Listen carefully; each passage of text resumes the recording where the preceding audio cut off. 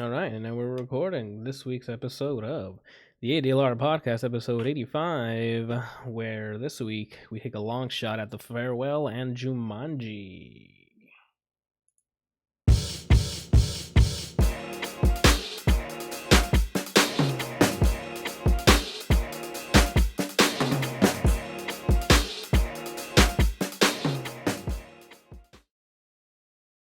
Yeah, I can hear you. We can hear each other. We should have done. Yeah, I guess we should have done the check beforehand. But I'm at 0, 9, 0, 0. Are you trying to communicate with like your cybernetic overlord or what? My bit rate. That's my bit rate. What is happening? How long have you had your computer running today? I don't know. Probably since noon. Did you update the like graphics drivers while you were streaming? No. No. I haven't updated anything. Oh, well. Okay, I have no idea what the hell's wrong with the computer. At all. I'm running the OBS 25, so if the stream looks like trash or whatever the case may be, I tried, I swear. It's got to be something with Twitch.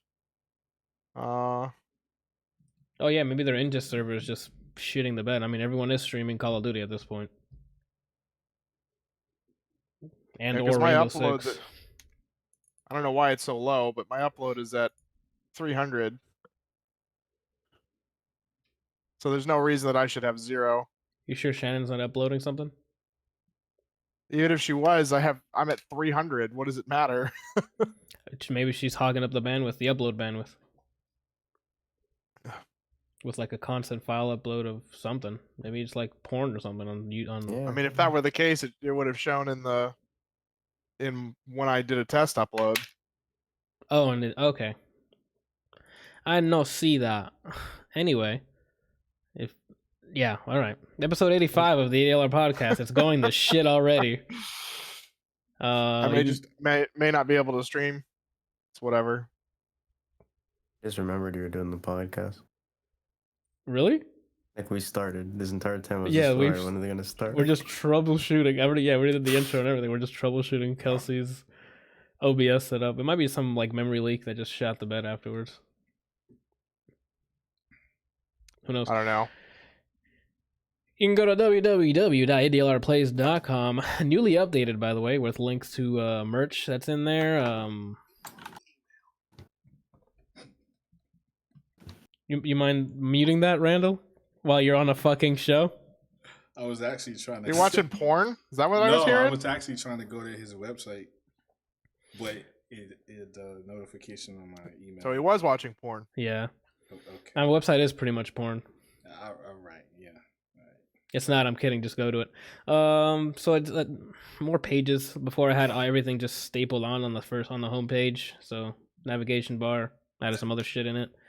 It's a little cleaner, still pretty bare bones and minimal, but I'll keep updating as life goes on. From there you can go to patreon.com/ADLRplays to support the channel, brand, whatever, Randall's obsession with Instagram. Or you can go to Donate to Extra Life, where the proceeds go to the Arnold Palmer Hospital for Children. That's about it for the housekeeping, people. I already mentioned merch, website. Yeah, I think that's it. I think adlrplays.com/store is the thing, right? Or no? I don't know. Huh? I just remember when you announced the merch, I clicked on it. Like, that much for a fucking jacket, and then I closed the tab. Oh no, it says 404 not found. I think it's home/store for some stupid reason. It's ADLRplays.com, right? Yeah. It's not coming up. Oh, it's not coming up either. Huh? What do you mean it's not coming up, Randall? I'm looking right at it. Yes, I'm looking right at it. Why do I have to type www? Because it's part of the World Wide Web, Randall. Yeah, but you don't have to use that with every website. Because they're not part of the World Wide Web. Okay. Mine is, all right? They're just part of local wide web. That's how internets work, Why do right? you have 3 shows? The hell? Oh, these are releases on YouTube. Okay. Excuse me? On your site, you had stream highlights Monday through Friday, 9 a.m. Eastern, and Let's Play at the same time. And I was like, why do you have the same time for everything? And then you have ADLR Podcast on Fridays. And for a split second, I was like, yo, it's already Friday. No, they release on YouTube on Friday, or on Yeah. everything else on Friday. What's stream highlights? Oh, if you go to the video feed, there's 2 of them on there. It's basically when I found this bot that does the bot's called Athenoscope, and it does basically highlights for your stream with a machine learning bot, and it supports a couple games. So I did one for Apex, I did one for Call of Duty before, I've done one for Rainbow Six, and it works out pretty well. It looks pretty nice. It's nothing special in terms of the edits. It just gives you like nice kill montages and stuff. About a minute, 2 minutes maybe, of a video of just you just doing awesome, which is cool to post. Instead of showing up the entire VOD of you doing terrible, you know what I'm saying? I think he knows what I'm saying. I didn't see no jacket on here. Excuse me? I thought I heard Bryant say something about a jacket. There is. There is a jacket. I only see a hoodie, a shirt. A hoodie is a jacket. Hoodie's a hoodie. Yeah, a hoodie's not a jacket. A hoodie's a jacket. A hoodie's a jacket, guys. That's why you find hoodies in the jacket section for Yeah. Amazon. Hoodie jacket, Further hoodie questions, jacket, Your Honor? hooded jackets. Like, yes, a hoodie is a jacket. It's called a hooded jacket. Because that's what a hoodie is. A hooded But a jacket. hoodie is not the same thing as Randall, a a hooded hoodie's jacket. short for hooded jacket, so it's a It jacket. is not. A hoodie is a sweatshirt. Yeah, if anything, it's closer to a sweatshirt or a sweater. All right, Randall. So what's the difference between what you said and that? That's a hoodie. That's a jacket.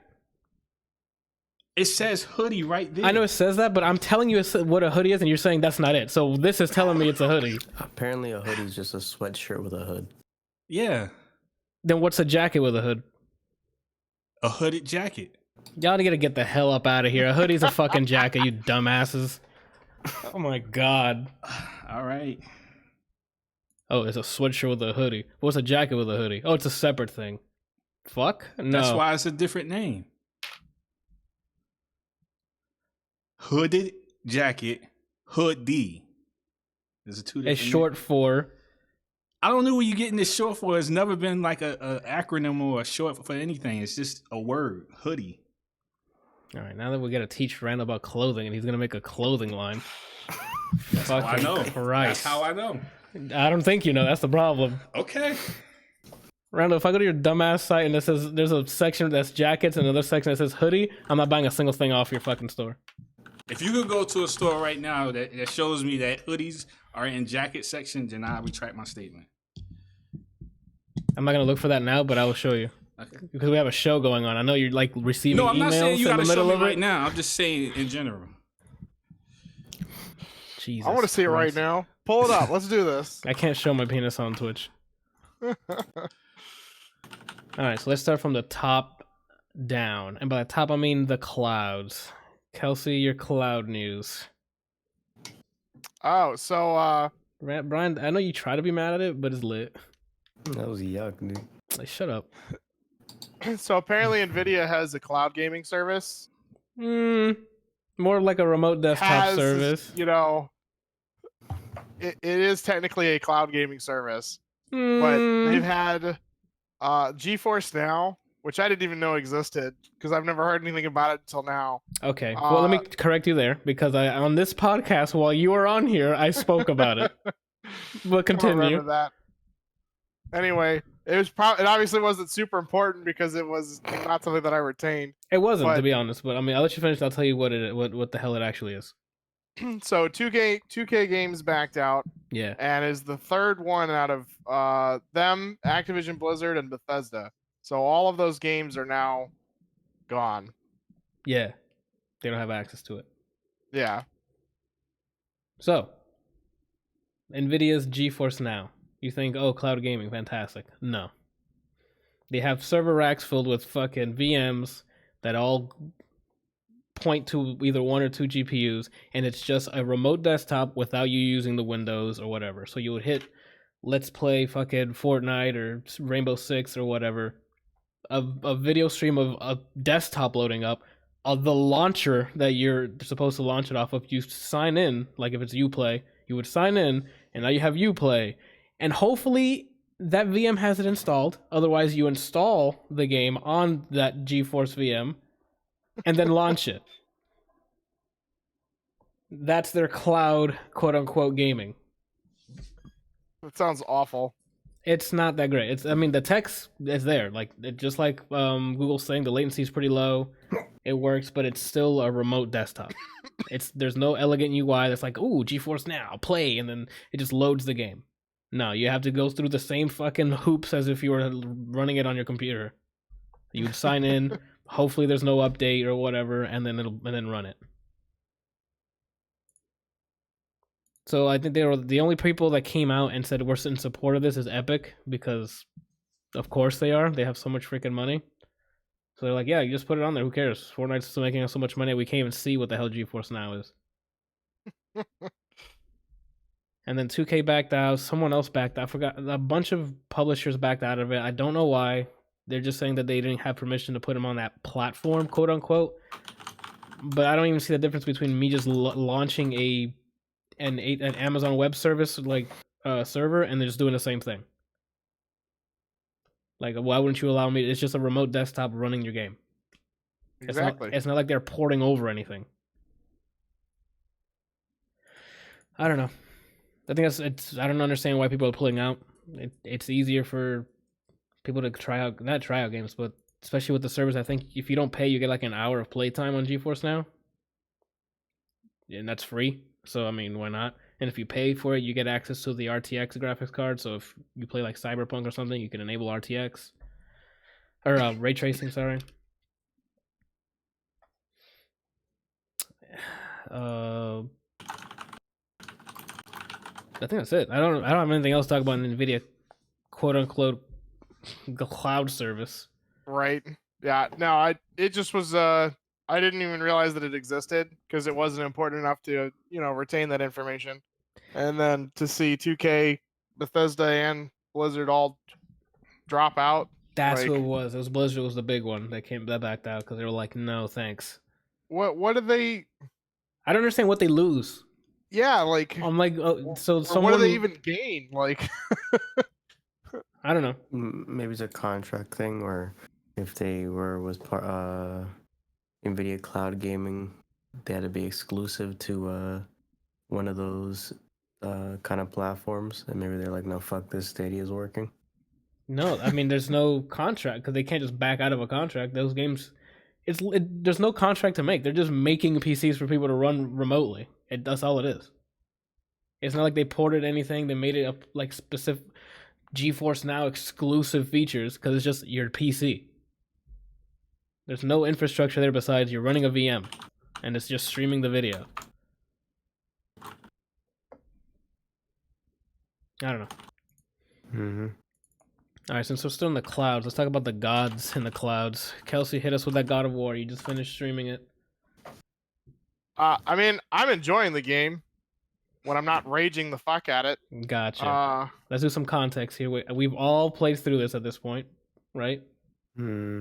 All at different difficulty levels. I know, but I mean, like, so we can all weigh in here. I played it on the easiest difficulty because I don't want your experience. Randall played it in your experience, and I think finished it. Correct? Yeah. And then Brian, did you play on hard as well and finish it, or did you just play on normal? No, normal. And so we literally have all three difficulties. Was it 3 or 4? Doesn't matter. 3. Was it 3? Then there we go. I think it's 3, and then you beat it, and I think you get another one. Oh, okay. I don't know though. I didn't do New Game Plus, so I don't know. Now you can choose the hardest one from the very beginning. Okay. All right. So then Kelsey. You're running through this Randall status. Yeah, I mean it's the game doesn't feel like super balanced in a lot of areas. Like it feels like the very beginning I struggled way more with the basic enemies. I still do struggle way more with the basic enemies than I do the actual bosses. I mean, you get overwhelmed. Everything just attacks you with like it's a fucking coordinated drone attack. And I feel like you don't find enough gear or items or whatever to get to the level that you need to actually fight the things as you progress. Okay, I didn't run into that again on easy, so I was literally two-shotting almost everything. Brian, did you run into anything similar to that? No, Besides that No. clip that you sent me today, that I have never never seen. happened to me. Like you're saying Um, things that I'm like, are we playing the same build? Seriously. Let me see. What was he saying? The gear thing? No, because I did all the side stuff and I had resources to make my own.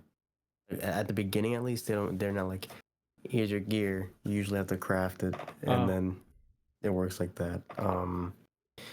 What'd you say? Enemy coordinated. The mechanics felt basic enough for me to know how to single people out, so I hadn't have an issue with that. And for the most part of the game, I was over level because I did everything I could and then moved on. That's what I was doing. Except everything is a fucking struggle.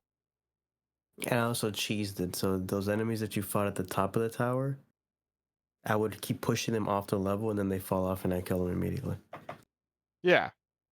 Wait. Yeah, so Wait, we're top of what travelers? tower? the travelers, they were at the top near the middle area. Uh-huh.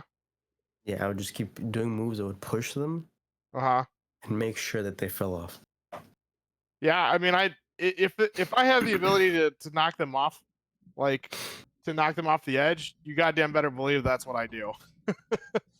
Does it insta kill or does it just do damage? Yeah. They die? Oh, Not completely, not all the time. I bugged out my game earlier when I was coming back from Helheim, where I knocked some dude off and he landed on a platform that was just below where I could not reach him, and I can't hit him with the axe because he's ice, and so all I have are the friggin' what do you call them? The chaos blades, which when you throw it at them, it doesn't when you throw it and hit them with L1, it does not seem to do damage. Yeah, so what I think what you have to do with that is you either throw it at them and then you hold it and cause an explosion, or when it grabs them, if it can grab them, it will pull them back and you can press a button and hit them with the shield, right? okay. But the initial, like, you throw it and it, connects Attaches and hits, to them. does not do damage. Now that may have been, I haven't like tested it because I was just like, are you fucking serious? So he falls off the platform that I'm on onto the one that I physically can't get to anymore. And I'm throwing it at him and don't do damage, and I can't do anything else, and I can't reach him, and I can't like move forward or go back or climb anything because when you're in battle, you can't, it disables some of the controls. And so I'm just like, okay. So I had to load a save up. Gotcha. That was that'll place right him after back I on beat the the thing. boss. Yeah. But Did you play the game without the remote play and see if it feels tighter for you? Oh, it definitely does. It feels like it's way more responsive. I've just adjusted to trying to press earlier because there seems to be a latency. Mm-hmm. There's also a difference in how Kelsey and I play drastically, so that also could be for causes of concern. That's why there's like always this close, and he's just swinging. He does parries, and they're pretty nice, but for the most part, it's this close, and I'm just gonna swing at you. Yeah, that's. Go ahead. For me, I built it to be around the runes and abilities, and my knuckles, and that's. I would use everything until I had no more resources, and I'd wait it out or parry into stun until you're dead. But he's like, this is Sparta. This is my final stand. Yeah. Nothing goes past me. I mean, you saw me fighting the Valkyrie. I was like, oh, it moved. I'm running over there. Yeah, that's what I can't get the same. I can't be parallel with your experience because you're in a different difficulty level, but we play the same. So while you run up and get demolished by the enemy, I run up and they fucking piss themselves because it's 1-2 shots and you're on the ground bleeding while I'm saying "boy" and just just destroying them. I am the Valkyries when I'm playing. Yeah, like, don't get me wrong. I'm thoroughly enjoying the game.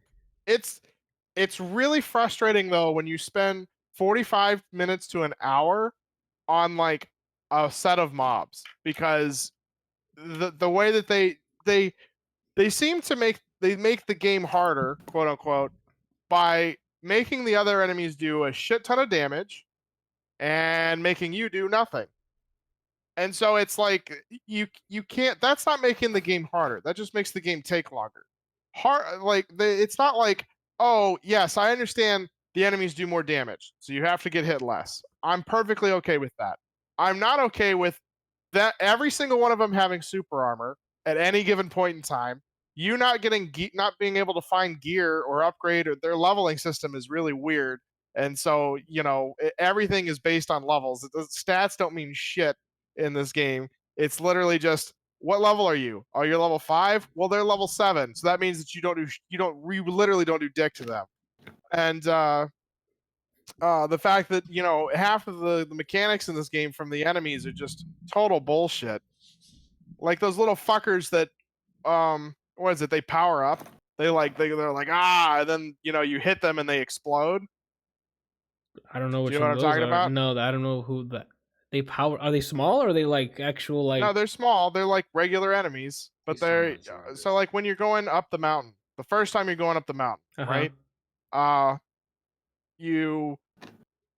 You get up the mountain. You're inside the mountain trying to work your way up, and the kid drops is trying to figure out how to get you to the top, and drops like a massive boulder on the rope that's supposed to pull you up to the top, right? And you Okay. have to run around in that little area inside the mountain.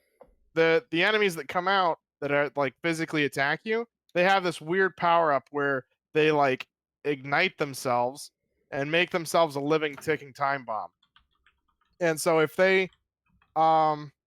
you hit them, they explode, or they can jump at you, and if they touch you, they explode. And you'll just be sitting there just whacking away at them.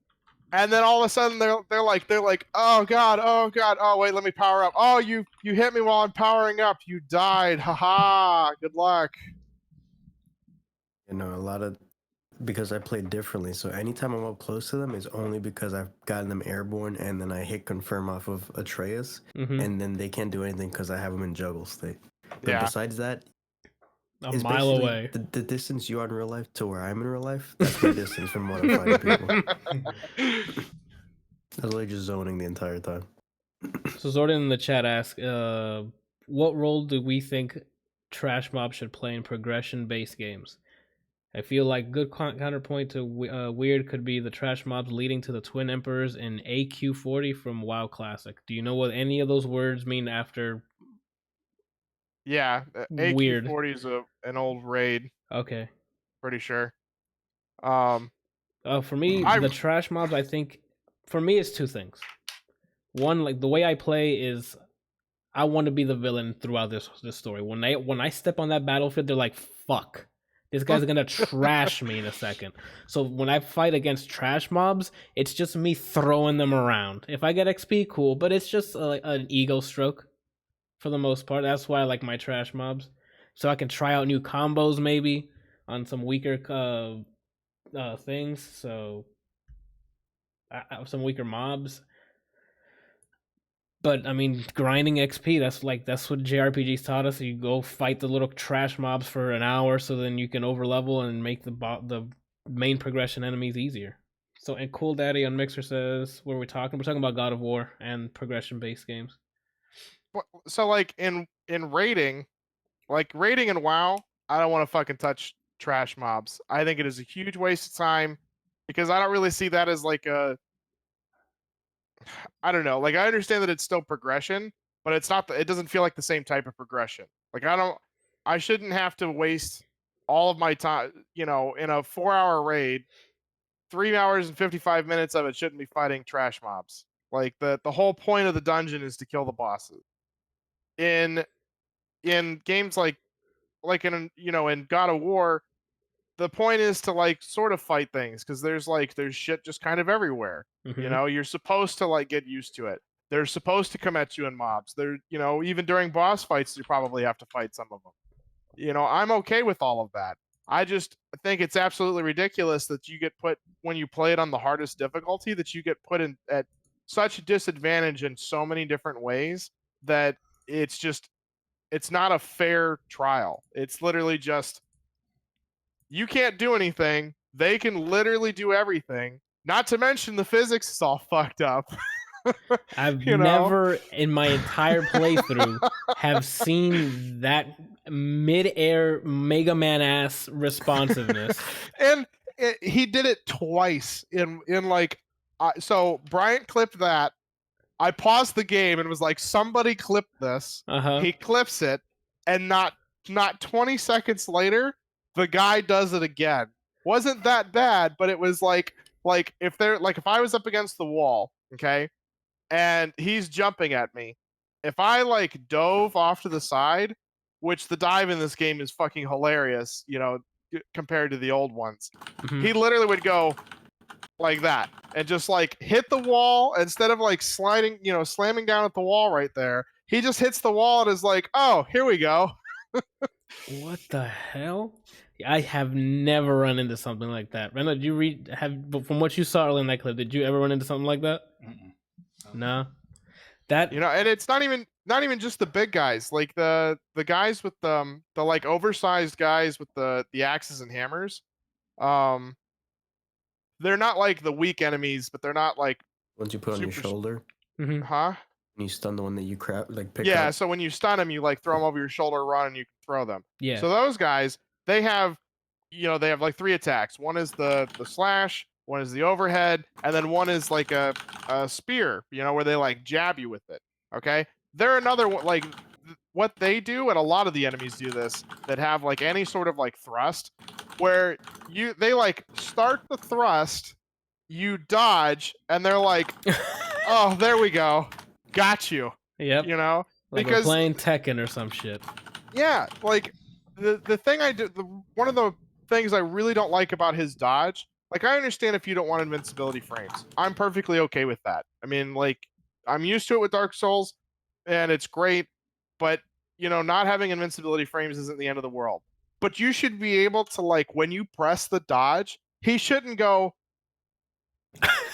okay, like there should be more distance between he barely you. Moved. If I was just like, if I just tap the dodge and he like, you know, does his little bob and weave, that's one thing. But when I double tap and he rolls, like jumps out of the way and goes, that's not okay. Okay, like you should have distance between you and wherever you just were if you're diving. Okay, like it should be one of like the game relies a lot on you dodging. You know, so you should have a dodge mechanic that actually suits what it is that you're doing. I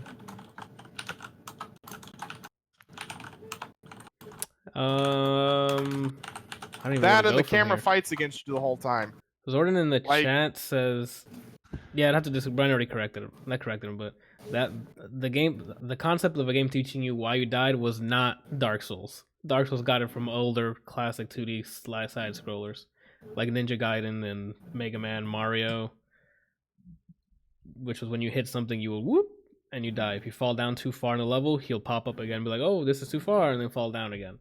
Like Dark Souls just didn't come up with that concept of teaching you how you died.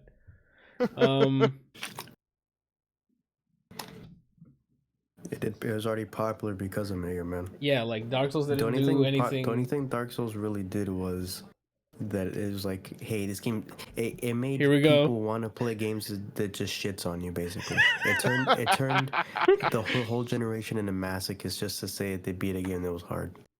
True. I mean, that's what I loved about like Donkey Kong Country, Crash Bandicoot, Mario. But those like, are all of them hard games, though.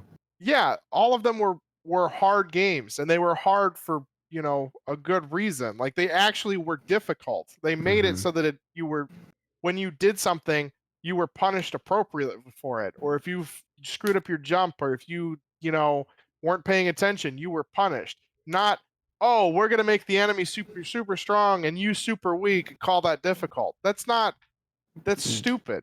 Dark Souls, so those old games are difficult and their difficulties show you how you're supposed to play the game. Dark Souls, you're designed to fail, so you can just remember every key thing that they put in the way for you to fail. That makes sense. Yes. And to me, other people like those kind of things. I don't. That being said, I liked Bloodborne for everything but the gameplay. So I don't know. So then that leads to a different conversation than for, or not conversation. My pet peeve of game difficulty. People always give me a hard time. I'm like, hey, why you pick easy? Because they let me. You want to make a game difficult? Don't give me the option of difficulty and design your game with some difficulty. So you ask me why I don't play on the hardest difficulty? Why? Like they didn't force it upon me. So why would I put myself through what Kelsey's going through, where they just up the fucking health meter and then lower your attack power? Like that's not fun for me. All you do is change numbers around. Cool. That's difficult. Yeah. I always do normal difficulty because that's what the game usually is, the way they intended you to play it. And if I love the game enough, then I'll become a masochist and play a harder difficulties just see what it is. Like with Halo games, I think Halo does a good job because they don't make it a bullet sponge. They replace enemies with higher ranked versions. Like there's a reason why it's harder, I guess. It's like the elites, the armor color determined like their rank. So I think red was the highest. If you see him, just know it's gonna be tougher for him to they do both. They lower your health, and the lower your health. You take more damage, and they swap the classes of the enemies. I don't think so. I'm pretty sure, at least not from what I remember in Reach. Like in Reach, if you played on Legendary versus like Easy, I'm pretty sure the enemy just took more damage because the gold guy on that sniper level, like when you're on the sniper level with the Emilio, whatever his name is, and it's dark, and you're like crawling up the side to get to whatever. There's a gold guy in like one of the first camps that you get to that you have to have conflict with, and I'm pretty sure it's on normal and on legendary. Oh, might just be the older Halos. Then. It could be because I do remember they would swap. Yeah, like higher, like you would get invisible elites earlier in the game. No, for Halo 1 through 3, that's how they did it. I don't know after that. Maybe it was the 1 and 2. I don't remember 3 enough. Well, I mean, I don't know. We rushed through it, and I dealt with my favorite characters not being alive anymore, and then yep. Spoilers, Jesus. I didn't say who they were. Bambi. What was I gonna say? Speaking of Halo, that's out on Master Chief Collection on PC. So if you haven't, go get that update. Oh my god, Halo. I the night it came out, or I think it was the night after the stream that it came out, or thereabout. I loaded it up. Holy fuck, is that game difficult? You guys did Legendary again? Of course I did Legendary. Why give me the option? That I hate when I hit new game on a brand new game I buy and it says what difficulty level, I'm like, fuck off. You tell me how hard you want to make this experience. Don't give me an option. That's what I loved about all the older games, like the Demon Souls, Dark Souls, Mario, Crash. Yeah, there's no how difficult you want this. No, how good are you at platforming? That's your difficulty. I don't know. Speaking of which, Ori and the Will of the Wisps comes out tomorrow, and I'm going to be playing that throughout the week. And I bet you that's going to be another game that's going to have, I hit new game, and it's going to be like, oh, what difficulty you want? Fam, you need to do that. You're doing the developing. Design the levels appropriately, Yeah, like I much prefer a Halo, like sort of how Halo does it with the where you can choose the difficulty. I'd rather them just give you a base difficulty and then you turn modifiers on to make it more difficult if you wanted to. That's what Halo did, and I enjoy that too with the skulls and stuff. Yeah, so if you wanted to play you want to play on normal, but so that you still have a chance, and then you're like, you know what? Fuck it. I want to get raped by all these skulls. All right.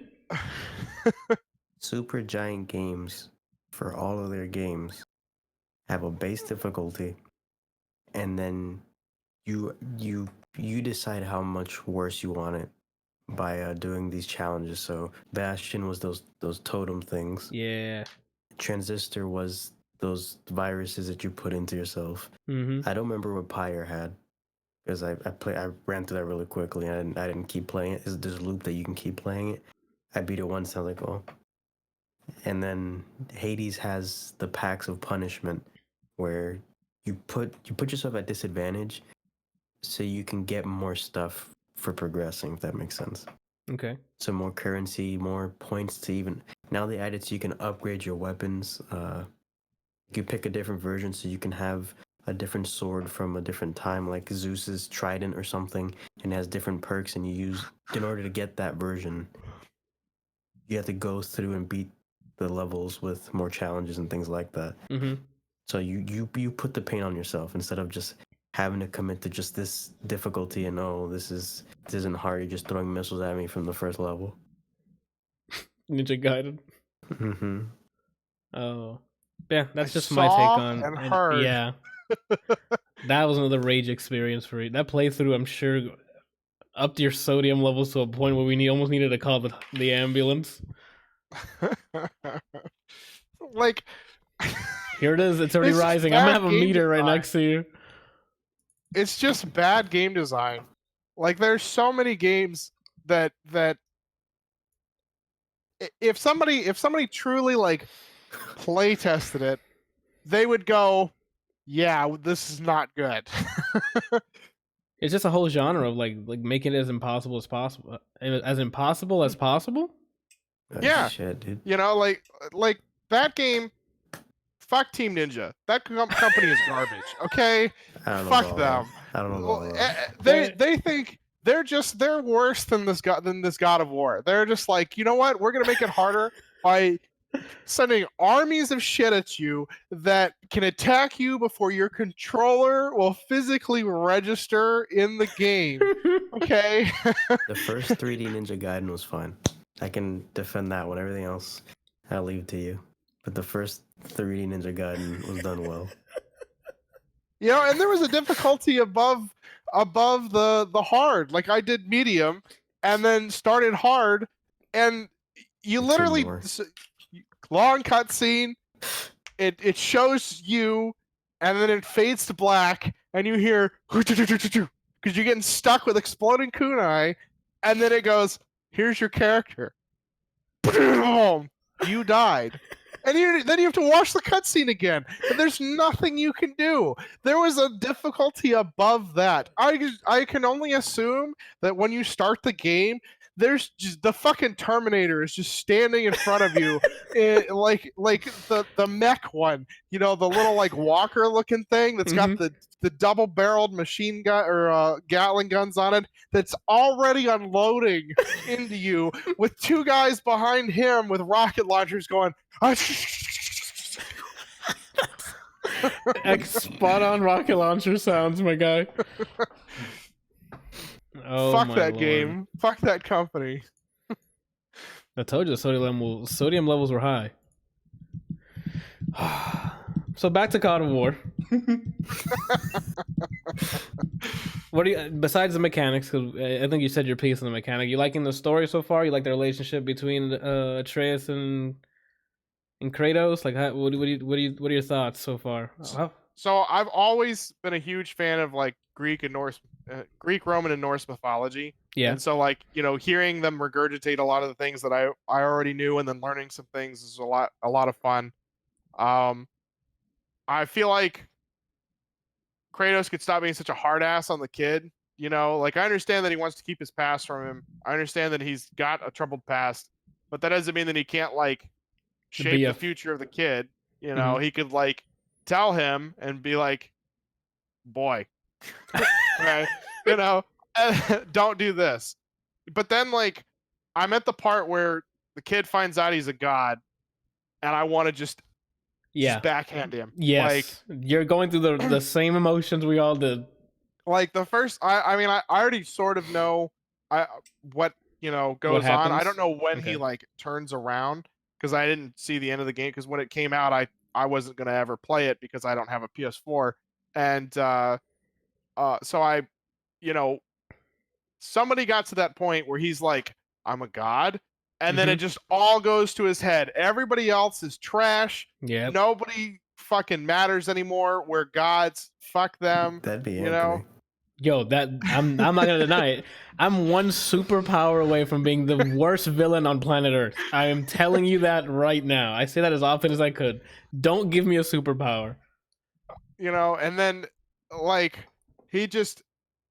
everybody just becomes ants to him after that. Like nobody means anything. Humans are worthless. You know, his mom's worthless. Yeah, dude. And it's he like, gets... bro, are you serious here? And you know, the whole time Mimir's like, hey, Kratos, You should get in there, No, you forgot. You forgot the word. You forgot the word. brother. You're like, hey, brother. Brother, you need to pop him one. Like, we can't just leave this like this, you know. And Kratos sort of goes, hey, you should be good. You have to use your head and your heart Yeah. to like figure this out. Just because you're a god does not mean that you're better than other people. And he sort of says that in a kind of roundabout way, but he never backhands him so far. Right. And I mean, there is an arc to that. There's an arc to Kratos as well with the whole being a father thing. Like it's everything wraps up nicely between the relationship. So that's what I was asking. I don't know if you're digging it so far. You're in the right part. You're when you're like you want to kill Atreus at this point. You mean Artemis? Artemis, yeah. I called him Artemis like 7 times earlier before the stream started. I don't know why. You know, even though when he's at that little bitch phase, Yeah. still more useful than Lilith. And still not as annoying as Hope. Yo, facts. You talking about Final Fantasy 10, right? And No, definitely- 13. Yeah, facts. And Facts. definitely not Ava. So Oh my god. Like, I did not like holy Hope. shit. I did not like Hope. I just wanted to curb stomp that kid. Like, Oh my shut lord. up. Have you noticed that like he triggers his runic attacks on his own now? Yeah, I've maxed him out, and you know, the armor. I got him some like epic armor, and there were 3 that I could make, and I thought about getting the healing one, but there was one that like increased his firing speed and a couple of other things, and so I went with that one so that I could, you know, constantly smash the square button. Like, he's trying to tell you that like during his rebellious phase, you know, you hold the button and the wolves come out. yeah. He'll do it on his own. Oh, I didn't know that. Yeah. I've seen him fire like special arrows on his own. I haven't seen him. Maybe that's why it is that half the time I'm like doing stuff, and I'm like, okay, I'm saving the wolves for this part so that I know, you know, I can do stuff, and then they're just conveniently not there. You know, he probably he used it then on someone else. yeah, and I just didn't notice because the thing died before the wolves like came out and did anything, or maybe they killed stuff behind me. But so many times I'm like holding the button. Where is it? What are we doing here? What's going on? So that might be why in the middle of that Valkyrie fight you were trying to do some stuff with Atreus. I was gonna say Atreus again. No, Artemis. Yeah, that's right. Atreus. I'm fucking up. I am fucking up. Just call him Atreus, boy. You were trying to do some stuff and it didn't come out because he already used it. Because I know in the beginning of it, almost every time you started that fight, the wolves were there, and I'm like, yeah, that's intentional. Oh, okay.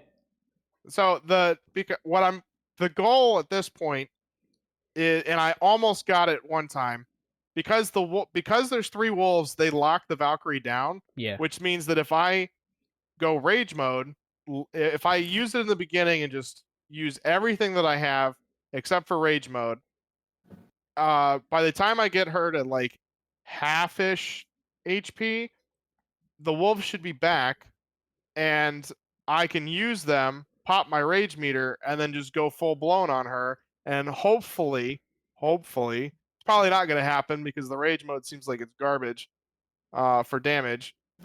We'll get enough damage off to kill them. And I don't know if I don't know what level they are, or if they even have a level, or if it makes a difference what level you are. You know, maybe I should go and, you know, just forget the Valkyries for now, continue the story, and try and like get some better gear because I think I'm level 5.5 or something. Once you start maxing out like the axe, Atreus's bow and stuff, or like once you Atreus start is maxed. once you start maxing out your axe and start putting all the stones and start getting the runics on there, you'll do some. I mean, again, I played on easy, so the scaling is different, but you still do some dumb damage. The setup that I found versus Valkyries and bosses specifically is maxed out blue wolves. You can finish God of War 1 while they're going on and have enough time to continue doing what you want. So maybe on your difficulty, but on mine, I'm pretty sure they heal the enemy. So, no, I'm not saying damn. Okay, they're there for the pressure. That means they're not allowed to do anything. You use the runes. They're quick but do damage, and you have enough time to use every rune you have, and then get to safe distance. I usually use the runes and stuff to keep them, like you said, locked down, and I do the heavy charge attack the axe because it usually gives me enough time to charge it to max. Yeah. So also, the two. Go ahead. And also, I build my character around those runic things. Yeah. So, Valkyrie fight starts. I don't let them get out, and then the health bar shows up. The second they move, wolves, it stops them. I use everything. They're at half health because I maxed out that kind of thing. And then that must be nice. I pop my ground slam ice thing with the axe because I'm like all strength for the most part, and pop the wolves. Good man. And then and then I have an axe throw that's like a powered up axe throw, and do that. And then while she's being locked down by the wolves, I'm sitting there attacking her with everything I got. And I think I do a quarter of the first bar in damage. You might have to come back. Are your runes maxed out? Yeah. All your abilities are maxed out? Did that damage check out, Randall, for you? Does that happen the same thing when you played? Like you barely did damage even with max stuff?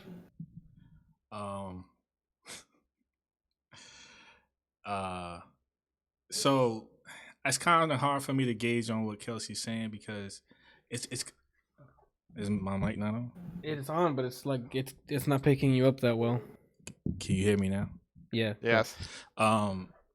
It's kind of like what Bryant said earlier. Like we play differently, so I think a lot of that has to do with what type of damage you dish out, and on top of it, obviously like the runic attacks and stuff that you use. As far as how much damage I dished out, it wasn't like major damage, like probably like what Anthony was dishing out or what Bryant was dishing out. Remember, I'm on easy, so Brian's setup, what he just said, probably would have killed the Valkyrie on my difficulty. Yeah, but I like the stuff I was doing was causing damage, but it wasn't like flip your underwear for it kind of damage. It was I put it like this: it was noticeable damage, but it still took some time. Yeah, I mean, I was doing noticeable damage to the Valkyrie. When I was watching near the end, yeah. Every time I would probably get down 2, maybe 3 of the bars, depending on how much I got fucked up because the roll is like, oh, she's coming. See, the thing is too is like, my bad. Go ahead, Brian. Also, the Valkyries are different levels, so there's some. Yeah. Some they're like level 3 or 4 free, right? Then there's other ones that if you're like, oh, I unlocked this Valkyrie, let me do it. The second I unlock it, you're not gonna have hair by the time you try to finish it. Yeah, this is the second one that I found. I did the one that was right next to the giant when you first get the chisel. Yeah. Mm-hmm. So I did that one. That one only took me like maybe tries. 15-20 minutes. Mm-hmm. It was just a couple of tries and I managed to get it. That's the introductory one, so they were like, hey, let's ease them in. I basically just did nothing but parry her. Yeah. Like it was like I didn't move. She came at me, parried, smack, smack, smack, smack, parried, smack, smack, smack, smack, then it was dead. The only time that it didn't go like that was because she did the wing jab that you can't, and I didn't move quick enough, or the parry didn't go off because the fucking latency between the now play or remote play and whatever So now that you're saying that you're in remote play, what I'm thinking is happening. You know how you're saying you hit the dive, and he only registers one hit. Since his latency, maybe the interpreter for whatever sending the key down button to your PS4 is thinking, oh, it's not two. It might be some weird extra packet or something. He only pressed it once, or is only registering once. No. He's diving. He's Oh. The problem is that the game. I don't know if it has something to do with remote play or if it's just the way the game's designed. But I have had a lot of problems where like pushing buttons on the controller causes nothing to happen that I told it to do. You know, It's gotta be that remote plays. Which I'm assuming there, because there are times that I'm like, first of all, I fucking hate that double tapping L1 causes you to do the block break. That is a garbage combination because there are a lot of times where you press it, you let go because you misread the situation and then quickly press it again trying to recover, and then have him go, oh, you're coming at me. I got hit because I was in the middle of trying to, swat at you with my friggin' shield. That's definitely remote play issues because I have gotten in that situation that's never happened to me. And I played locally though. I've died more times than I can count because of that shit right there. Another thing is what the fuck? If I stopped it and I hit it again, he would just bring his shield up again. He would not, unless I quickly hit L1, then he would woo, and I'd parry like a boss. You feel me? So there's another one where his that charged where he's like ah, and then does the overhead slam. So Randall was watching me with this, and I was bitching and moaning about how long it takes for it to charge, and I found out that it's because it doesn't just, even though you click and hold the button, he doesn't just start doing the move, right?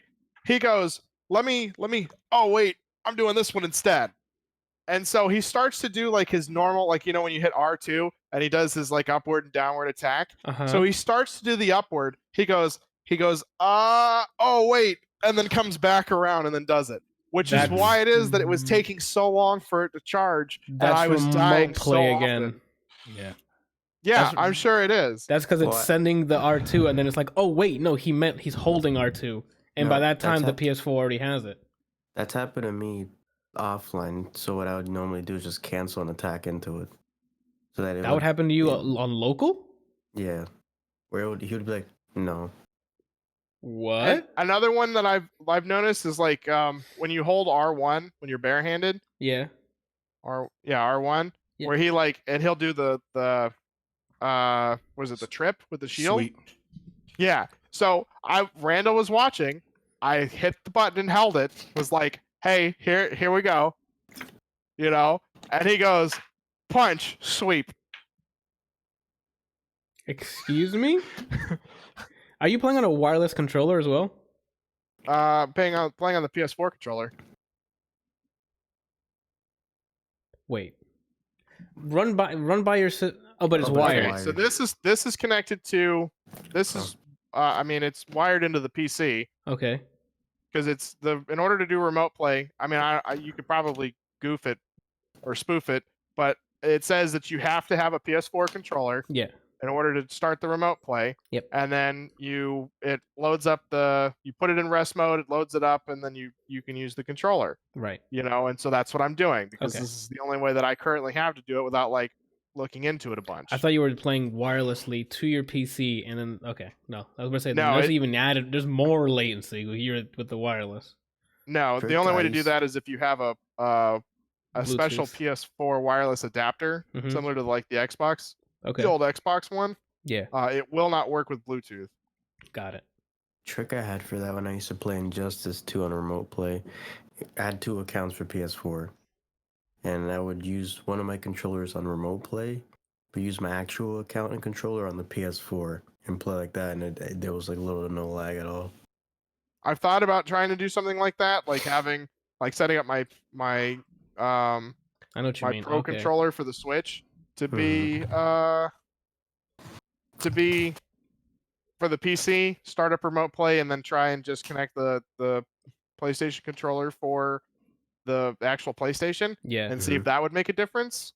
But I don't know. How far away are you from the PS4? From where you're sitting right now? It's literally It's You on can right look there. at. Oh my god, dude! Then yes, do Brian setup. Your latency will drop dramatically. Yes, do not It's stream. right there. Do not stream this game again until you get that working. I was expecting it to be like he has a necklace with it on. Yeah. There's no point. At that point, you're just getting latency for no reason. You have it so close to you.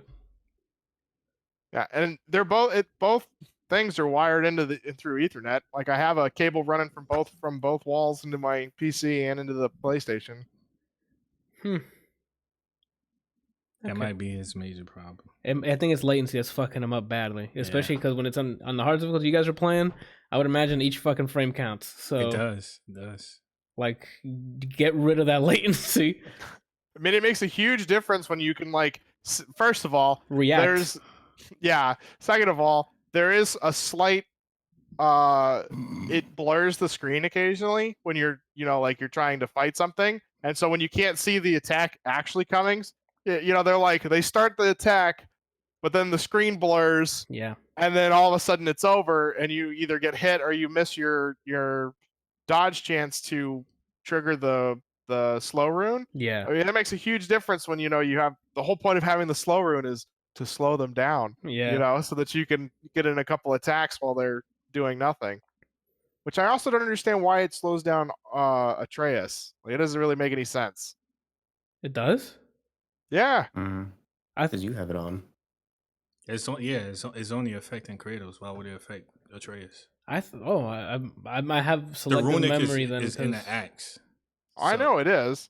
So it will only affect. Well, no, actually, I think it's not in the axe. I think it's in one of his. It's in his armor.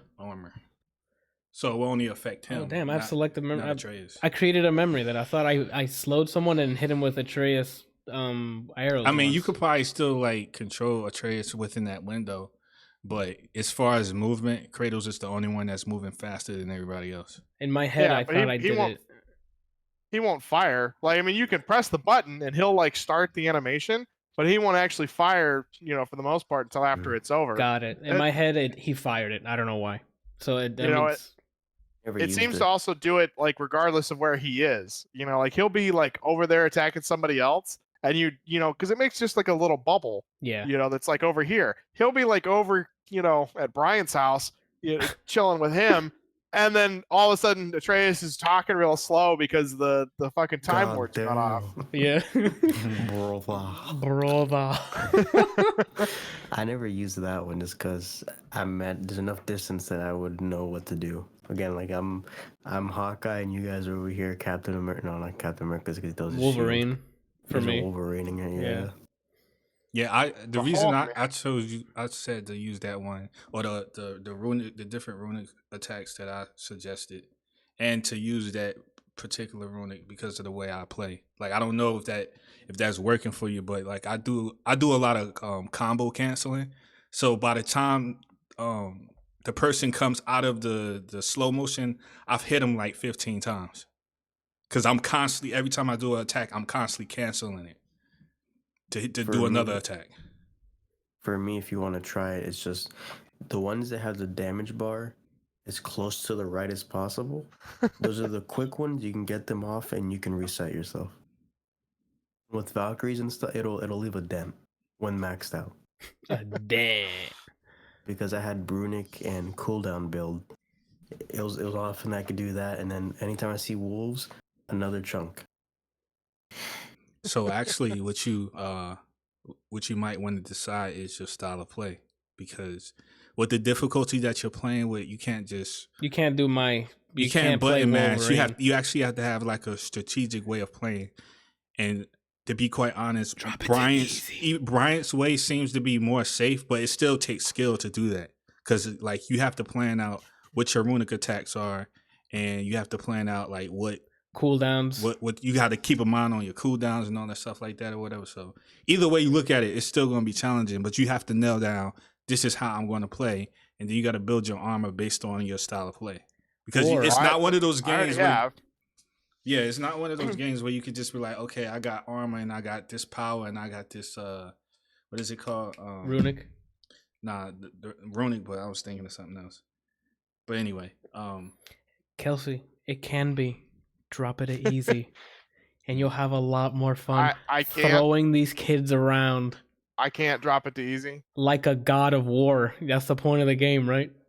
the only thing that I could agree with you on, Anthony, well, disagree with you on with the whole difficulty thing is only one reason. Like everything else, I agree with you on as far as like difficulty setting, but I think there was one time when we were all three of us was playing it, and I asked you about certain things happening, and you was like, "He never did that." And I think it might have either it was because you killed him by the time before he could even get to do that. That's most likely the case. Or it's like maybe they don't do that particular move on that difficulty because it was like There's lots of games like that. Yeah, I think it's there's less of a chance to do a certain move because the travelers would do some stupid shit way more often. And I looked at Anthony and they're just random out. yeah, exactly. Yeah. And see, for that one little piece of a reason is why I played on difficulty because, you know, sometimes you might not get to see stuff like that. Good, because I've beaten the shit out of them. But it's cool to see stuff like that. For what? They're going to end up buried. Because it's part of the story. You know what's the story? Me burying them and moving on with the story. Not me hitting restart 7 times. It's me. I hit the room, Randall, and they're like, shit, I just crapped my pants. And then I just Broly grab Goku, scrape him across icebergs. That's God of War, Randall. Not God of, Atreus, come heal me with your fucking blade thing. And then, I died again, restart. I'm God of maybe one day be war. No, I'm God of War. I go to war, I come out alive. That's the point of this. Not, look, you have a bajillion HP, I have 20. It's hard. If you think about it, Anthony, brother. And then you can't let him down. The more times you restart, you're letting Baroda down. So, Mimir, sorry, I forgot his name. You can't do that, Randall. Don't give me the option then. If you want me to restart 1,000 times, I get what you're saying. Don't put easy on. But once, I had a curve, and I think everyone who plays this game goes through that. They go to a certain point where like they might be sucking a little bit, or it might be really difficult, and then you hit that groove spot where you like understand the game. And that for me, it was when I learned, like I figured out how to cancel moves, and once that happened, then the game was still difficult, but it was like a lot easier for me and more enjoyable to play. All right, okay. That's fair, Randall. Kelsey, what's the attack button? R1. When I found out what R1 does, Randall, I got into the groove of the game. You know how fast that was, Randall? Why wait until whenever? Just when I hit a button, Randall, I get satisfaction. I like curves. That curve was instant. My curve was like this, look. Whoop. Right, yours was this. But that's okay because I appreciated it. Mine was like a circle. It's no different than like when I learned how to play fighting games. There's always a curve. You just square, right? Like Dragon Ball Fighters. No. Then they left your characters untouched. I don't know why you're not fucking playing them. Because you got me hype on Grand Blue. Getting it? I want to try that single player action RPG thing. I want to see if it holds up. Anyway, we talked about God of War for quite some time. Are you gonna do it by yourself, or are you gonna do it? You said it was co-op. Well, we got to see how it works, because if there's no split screen, then we both have to get a copy. Well, I'm getting one regardless. Oh, okay. I'm waiting for the frame on Friday. I can buy it on Steam. Oh, okay. What was I gonna say? I mean, is there anything else you want to talk about God of War? I mean, we touched on the story, the mechanics. Your favorite character? Yeah, so far, I guess. Who's your favorite character? You should have gone through a few people by now, right? I don't know where he's at. Kelsey, hello? Did he freeze? What's up? Oh, sorry. I thought you like dropped out of this. Something happened on Discord again. So far, I think you're looking at your favorite characters from who you've met. The dwarves and Mimir, like one. Oh, I mean one. You got to crown one of them as your favorite. The rest can go fall in Helheim somewhere and never come back. Ooh, probably Mimir. Yes, go. Really? I'm surprised he said that. Because the whole time I was watching him play, he kept picking I forget his name, but the blue dwarf. Brock, yeah. He kept saying I love Brock, but I think I like Mimir more because Brock just like Brock just keeps it real with you. It's like you come up, if you like go into the menu and you don't do it, you don't move, you don't do anything, you just like, oh shit. Well, for fuck off then, you know. Yeah. He just wasted his time, and he lets you know you wasted his time. Yeah, I mean, I love Brock. I think he's hilarious. Sindri, I like the relationship between Brock and Sindri more than I like them individually. Mimir is just hilarious. He's great. What did you think of fighting the dragon?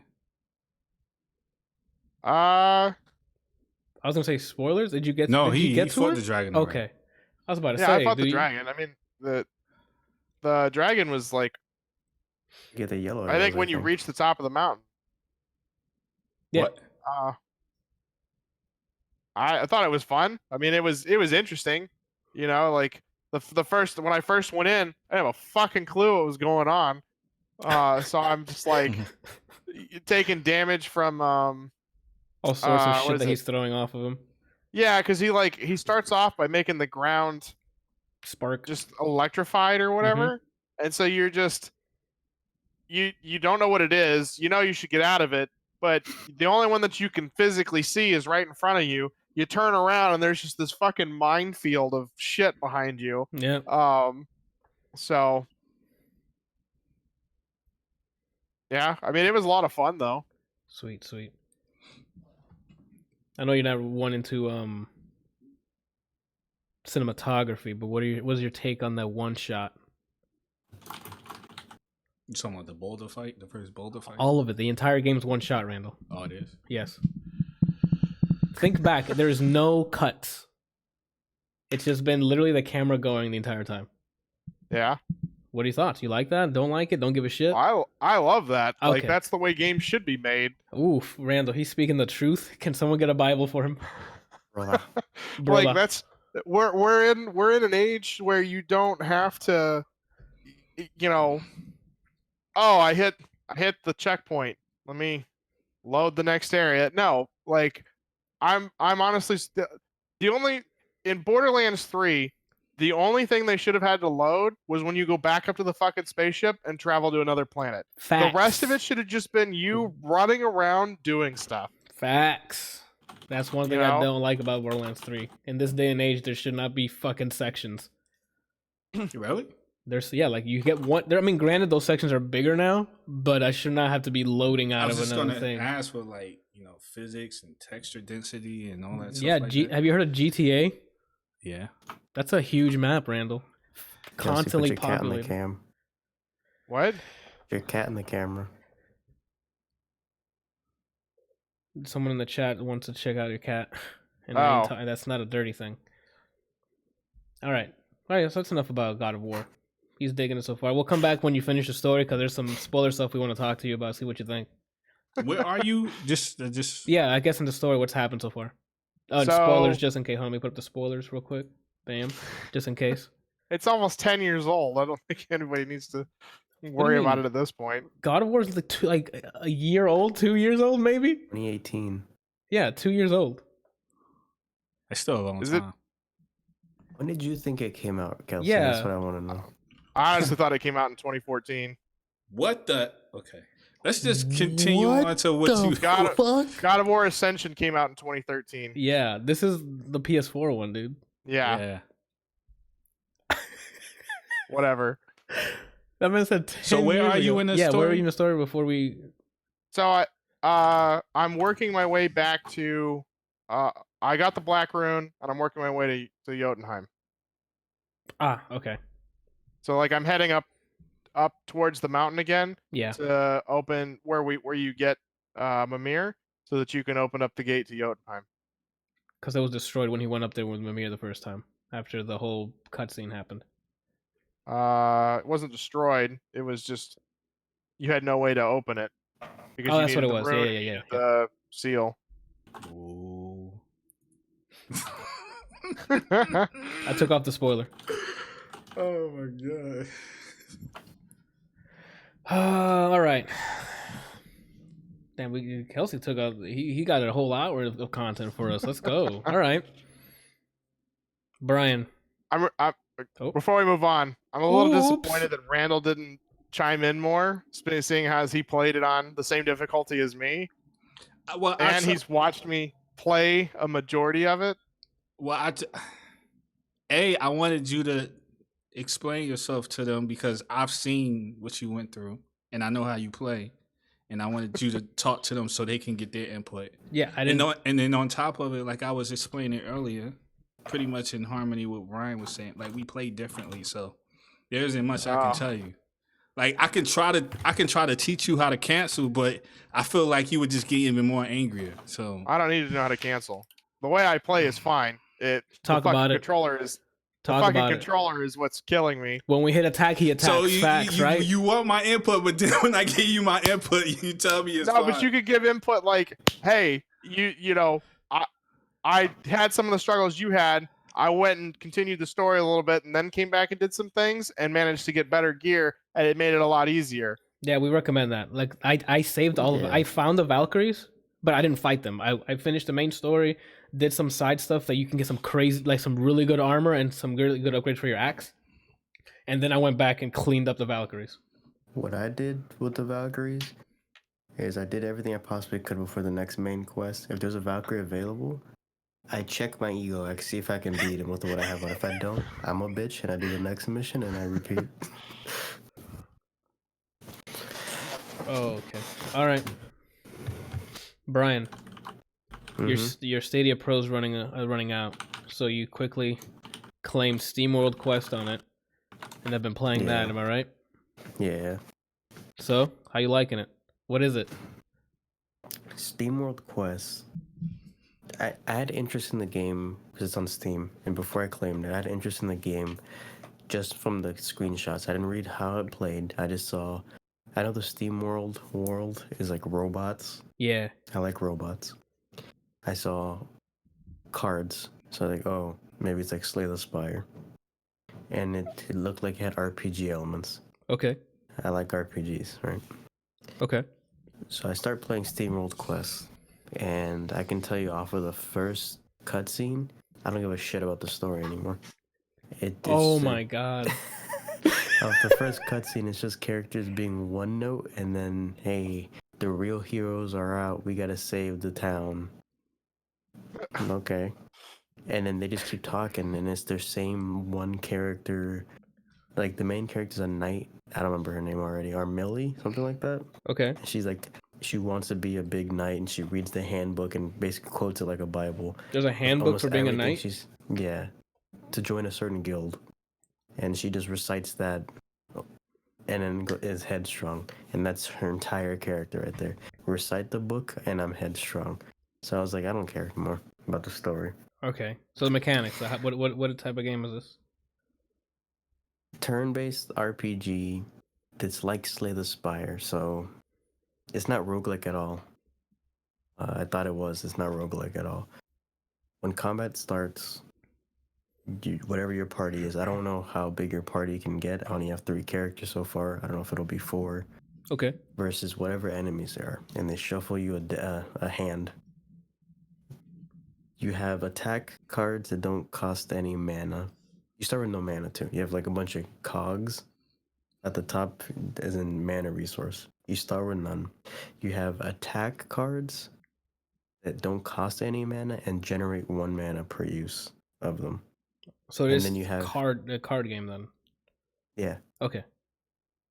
It's like Slay the Spire minus the but with a mana system. No, they had mana in Slay the Spire. Yeah. It's like Slay the Spire, but it's not roguelike, and you generate your mana based off of using those attack cards instead of just having this many per turn. Gotcha. And the attack, I wouldn't even say attack cards. There's just like action cards. What they call them, but they're cards that don't cost any and they generate. We can say action cards, I guess. Okay. So you can attack. There's cards that would just put like a mana barrier on you. That also does that. There's debuffs that also do that. Basically, no cost cards generate mana. Then there's skill cards. Do you like that over Slay the Spire system, or do you like it having a certain amount each round? I like it like that just because it lets me manage my resources even more. Okay. Oh, that's right. Meter management. Yeah, it's meter management, so I can just use all my attack cards and always have that mana instead of if I don't use X amount this turn, I'm shit out of luck and it just redoes the number. Gotcha. Okay. Then there's spell cards that, as you would assume, they're like spells. Set this person on fire. Buff someone's defense. Debuff them in a certain way. AOE, whatever. And those cost a specific amount of cog mana or whatever. Okay. If you don't, your hand, you always keep your hand. It's not like Slay the Spire where, unless you have a certain perk or like item, You when lose turn your into whole Slay the hand. Spire, discard your hand, and then you get new stuff. And this one, keep your hand and you draw still. Oh, so it's like more traditional card game then. Yeah, I don't know what the max hand, like your max cards you can have in your hand is. It also lets you re-roll a certain amount. So like, let's say you just get a bunch of mana or spells. Yeah. Like, I can't do this. I don't have any mana. At first, it's only two times. You can just get that out of here. They'll give you a new card in your turn, Okay. and you do what you want. Once you do it 2 times, or whatever your number is, you can't until the next turn. It's not like a certain amount per fight. It's just a certain amount per round. And then besides that, it's just like an RPG. You have 3 characters so far. The main character, the knight, is just I do damage, and I can buff my strength. Okay. There's a mage. Her personality is, hey, I need to go out and explore to be a real mage. Some bullshit, right? She's a big question mark because she seems like she's a support, but then she does elemental damage. Like other RPGs, some enemies are weaker to certain elements, some are stronger, some you gotta find that out. So it's like, okay, that's pretty neat. And So is it basic? Like, is it easy to remember those things, or is it like a long list of weaknesses and strengths? Or is it like Pokemon, where it's like, oh, okay, water is better for fire? Like, is it simple stuff like that, or is it like bleeding's better than sharp objects and blunt? Like, it's not like weapon type. It's just element types. Oh, okay. So, but there is a bleeding effect. I don't think anyone's weak to it though. okay. Status ailments like poison or bleeding. Or she burning. Or fire. She specializes in that, and I guess she can be a support. Okay. And then there's a big guy who's like the tank, who can either do stupid damage at the cost of a bunch of your meter, Yeah. or be a taunting like hit me, Aggro. and then he can heal or give you defense.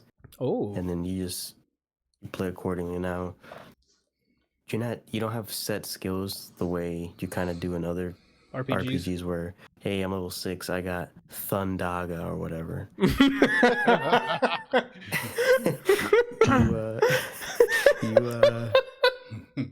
As you're traveling around, you can find chests. They either have, there's loot too, so you can put on equipment. You can change your weapon. You can change your weapon and put on stuff that changes your stats. There's only 4 stats in the game. There's strength, magic, health, Defense, and luck. I guess to find more loot for crits. Oh, crits. Okay. There's each chapter. There's a certain amount of chests that you can find, and they have either loot, money, resources, or other cards. Now, in this game, your skill loadout is determined by your deck. Each character has their own deck. Max 8 cards that you can have. You can buy them, you can craft them, or you can find them. Okay. And you basically make your character's loadout like that. You buy cards, you craft them. Hey, I want my big green guy to no damage, just buff everybody. You can take out whatever cards you want, put X ones in. As long as you only have 8, whatever card amount you want, or whatever card types you want. Oh, that's pretty interesting. It's pretty flexible. Yeah, and it doesn't seem like there's any skill or level a requirement per card. It just, if you have it, you got it. Oh, nice. You can use it. That's a quality of life change there, or not change, but there are mechanics in the game that's called just comboing. If you play 3 cards from a certain character, so far you can only play 3 cards and then your turn ends. Okay. If you play 3 cards from the same character, you make what's called, I think, a chain, and you'll do a 4th skill that only activates when you do a chain. So for the character, you basically, the knight, you start off with a sword. It's tied to your weapon too. So the starter sword, you do 3 things, and the chain move is they heal themselves, and they do a bunch of damage on the person. Okay. There's equipment in this game, so you can go around and buy different swords. Each weapon has different stats, obviously, and they have a different chain card. So I bought one for that knight. It's different, as in it does a bunch of damage, but it also bleeds whoever it hits instead of healing. Oh, okay. So there's trade-offs for each. There's things like that. So yeah, now you have different build for your characters. There's also cross combo kind of things where the green guy has a fist where he punches the shit out of you. If you play, but they'll have like a little picture of one of the characters on the card. Okay. If you play one of their skills, think before or after, I already forgot, that specific ability, you buff that move. Oh, okay. So there's chemistry between the characters' cards. Yeah. Oh. So when you're building your character's loadout, you gotta think, oh, does it work well with ass face here? If not, oh, I can switch it out. How's the deck management? Like, can you make multiple decks for each character so you can quickly swap between them when you're?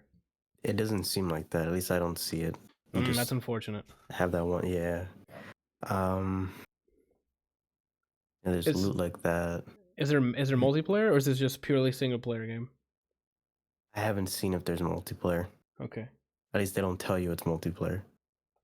We'll see if there's like a PvP, like a Hearthstone or something. Like maybe it's a card game you can play online or something, or maybe like invite a friend. That. I think it's Okay. just story based. Okay.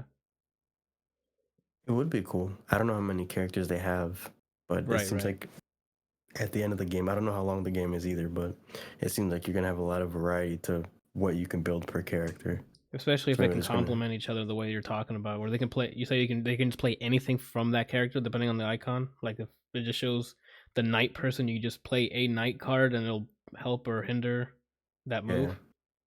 Yeah, mm-hmm. Yeah, that's pretty dope. That's a pretty good system. So there's synergy like that, yeah.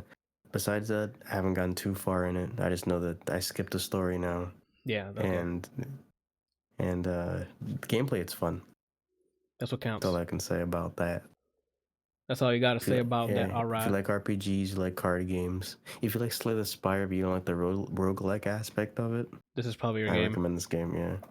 Nice. Sweet. Kelsey, you might have to check that out.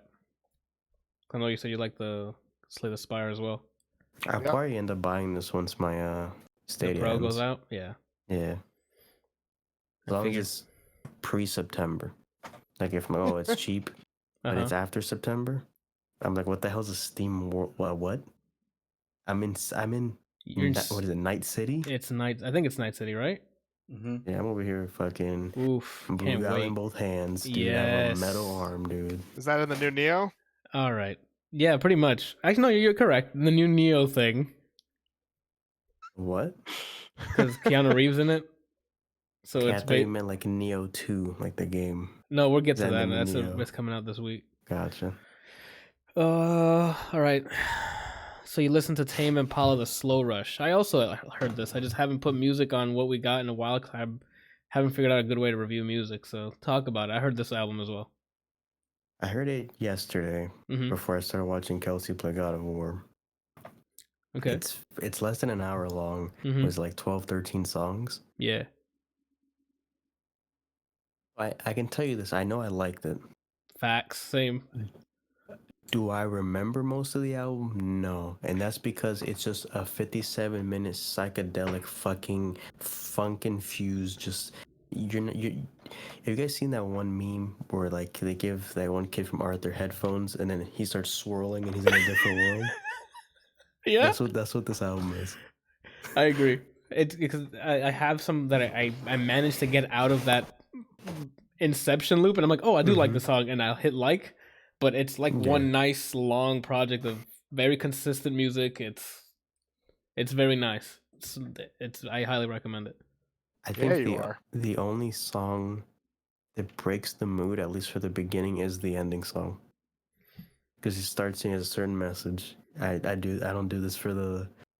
I did this for the fame and whatever, I did this for the fame and the love, not the money. Yeah. And then he goes, but not anymore or something. And then it goes back to the psychedelic trip and he was like, oh. Yeah. It's pretty dope. It's a nice, easy. It's like an easy listen. Like it's not like nothing super loud. It's like, oh shit! Like you let it play and it's good. It's even good background music if you like folding clothes or something. Like I don't know, if you're doing chores around the house, blast it on your freaking smartphone speakers. I don't know. It's pretty Yeah, dope. it's definitely an experience. If you listen to it for the first time in headphones, if you don't want other people to hear it, but if not, you can crank it a little. It's not a Yeah. loud album. It's definitely an experience. It's not just background music, I would say. I agree with that. Yeah, I enjoy. I've heard other Tame Impala songs, and because I usually heard singles, or I didn't necessarily hear the whole body of work at a time. It's like, yo, this shit's crazy. But now that I heard a whole album, I'm just like the first 4 songs, I'm like, this is good. The whole middle part, I don't remember what it sounded like. But it's good. then- like it's a then the goodie to album remember. ended. Yeah, the album ended, and apparently I hearted songs during Yeah. that psychedelic part. And I was like, all right. Like I guess. didn't know about Tame Impala until you and I think Johan were putting like links in my Discord.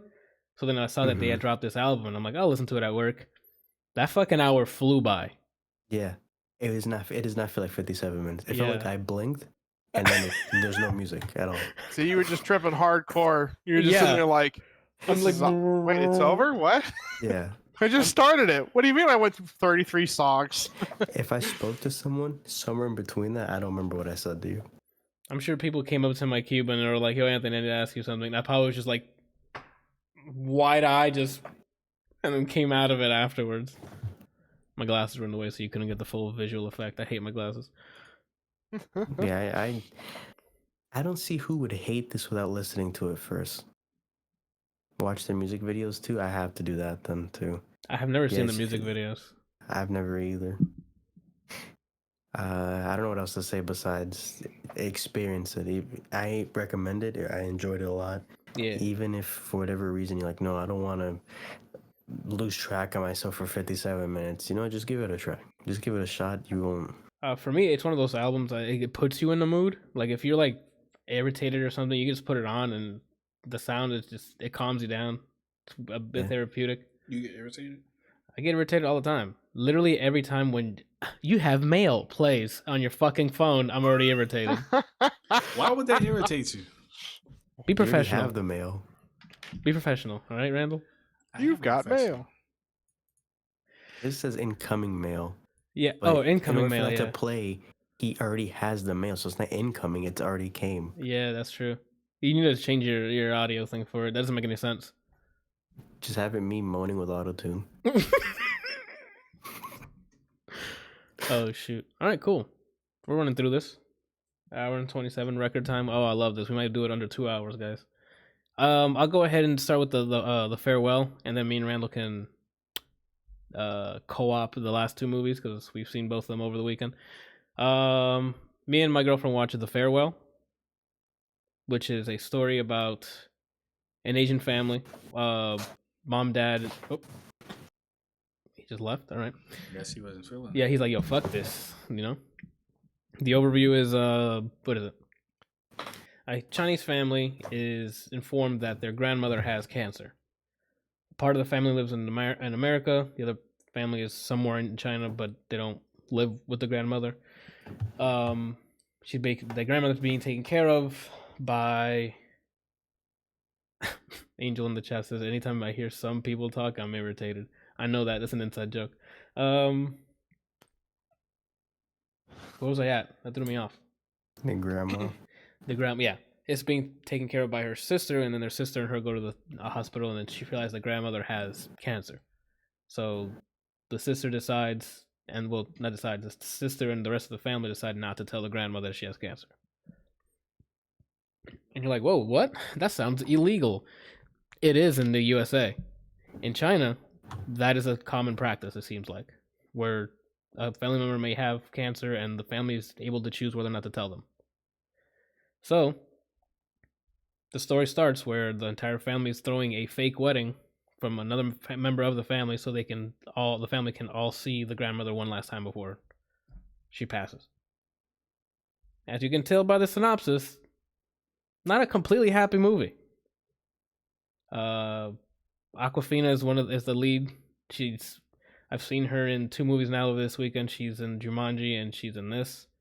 And she did fantastic in this. I didn't think she was in an Oceans. Oh yeah, she was. I never noticed. No, like seen her like as an actress. Like, but you okay, Ryan? What the hell's? I was waiting for you to answer it a specific way, and I was like, "What a racist!" Oh no, but yeah, she definitely pull her on her own. Like, do you know who else is in this, Brian? The ambassador from Rush Hour, Han. Oh, He plays the father of Aquafina. So like, Is that her real name or the character's name? that's her stage name. But she go and in the credits she goes by that. So I guess she's keeping her name private. Or maybe you can find it online. I don't know. It's not spelled like the water either. It's like AWK. It just W yeah. AFINA. Yeah. Yeah. But yeah, man, she did a fantastic job in the acting in this. Getting to see China photographed in that way, like filmed in this way, like great scenery. The acting's fantastic. This is like Coco levels of like it will get you sad and almost. I mean, I'm not gonna put my girl on the spot here, but she hit sobbing levels. So like, I mean, she's not watching this, so it's fine. But yeah, it hits, and it works up to the whole movie. I think the whole movie works up to a specific shot that it'll make or break you. This is what will test, and obviously not Jambi or Kelsey because they don't have souls. But up until this point, it builds up to that point where you're like, "Fuck!" It is the farewell, and then once it gets to that shot, you'll either there's tears or there's not. There's no in between. There's no, huh? No, I didn't. Because I appreciate mostly because the nerd in me appreciated the build up to the freaking shot to the what happened, and I'm like, oh, that's fucking perfect. And then that's when then I fucking erupted, dude. Like it was like an eruption of just like sadness. I'm like, oh, okay, yeah, that's right. This is pretty. But I highly recommend it. It's a great story about this family getting together to see the grandmother one last time. That's why it's called The Farewell. It's based on a true story. So I think it's the director's story. The director's Lulu Wang. She did a fantastic job with this movie. The acting was awesome. There's one of the characters. I know Javi's in the chat. It's the brother of the guy who plays Han in Rush Hour. Because the grandma is Han's mother. Not Han from Fast and the Furious, from Rush Hour, Brian. Aquafina's dad's mom is the grandmother that has cancer. Wait, Han is Su Young's dad, right? Yeah, Su Young. Yeah, that's... Oh, in Rush Hour 3. Okay. In His brother. No. Rush Hour? No, I'm not talking about Rush Hour 3. In You're this movie... the father is who in the movie? In this movie? In this movie, the father, the one that says Su Young in Rush Hour 1... Yeah, okay. ...is Aquafina's dad. Oh. Yes. His brother, which is the brother, like... In the movie. In the movie. In this movie. Okay. I don't know why that was so difficult for me to explain. I'm really trash. The brother in this movie. Yes. Some Rush guy Hour, we don't know. Yeah. It's Okay. from this movie, his character's brother, which is the son of the mom that has cancer anyway. For some reason he looked like an older Chinese Javi. Like when I looked at him, it's just Javi who I see. I don't know why. Because he's white? Was he Racist? whispering? Huh? Does he whisper? There is some scenes where they whisper, but it's because they needed to keep the voice down. But I don't know if it's like facial structure or something, but anyway. I don't know. That's all I got to say. That I don't want to spoil most of it because it's not really a spoilers, but it's just going through the motions of knowing that you're spending time with your grandma, but they don't want to let her know what's happening. So they're trying to hide their feelings, and then if you guys watch it, you'll understand. But I highly recommend it. It's a very, very good movie. So fun fact. Go for it. Her real name is Nora Lone. Spoiler. Gosh. And I bet you won't see this coming. Well, I can't. She's also a rapper, and she's dropped 2 albums. Brian knows that. Yeah. I didn't know that because I didn't know anything about her. Besides, I think she also does stand-up comedy too. I don't remember. Oh, okay. I just know her from her movie work, and I mean, in this one, I think this is her best performance yet. So I'll give her that. Actually, no. Well, I guess we'll get to it after in a bit. So that's it on The Farewell. Randall. She was raised in the bricks too. I'm sorry? I said she was raised in the bricks too. Raised in the breaks? In the bricks in New York. Why'd you say it so casually like any of us would know that saying? I knew what he said. I think Anthony's the only one that didn't get that. I didn't get it. I was saying, if you got it, Kelson, then yeah, I'm the only person then. Raised in the bricks. New York, the only place to have bricks? I don't remember if that's specific for Bronx or not. It originally started with Bronx, but it's just. And then other buildings were made with bricks away from New York. Well, so 90% of so it started out with the apartments, allegedly apartments, are made of red brickstone, which is why they call it the bricks. Because most of the buildings at that time in New York, even still to this day, are made of bricks. It's not built with the same materials that are built here in Florida. It's made of bricks and steel. bricks. How many times are we going to say bricks? Bricks. All right. You can say that from here to New York is a long shot, right, Randall? I'll be here all week. So since we both doesn't watched, that movie take place in New York too? yes, No, it That's doesn't. where Miller Washington D.C. yes, it does. You just gonna say yes to everything? I don't know what the hell the bricks was, so I'm just gonna follow your lead. I said Washington D.C., man. Yeah, sure. That's not in New York. What that has bricks too, though, right? I don't know. I've never been to D.C. So Randall, since me and you watch the next two movies, you're going to start. Why? So I don't say a bunch of stuff, and you go, I mean, yeah. it's your show, so and that's why I'm telling you you're starting. It sounds like a dictatorship now. If only he had guests for a reason. Whatever. Ooh, Man. I mean, when you come onto a talk show that has guests, the host is the one that does all the talking. The host asks questions. We're not guests though.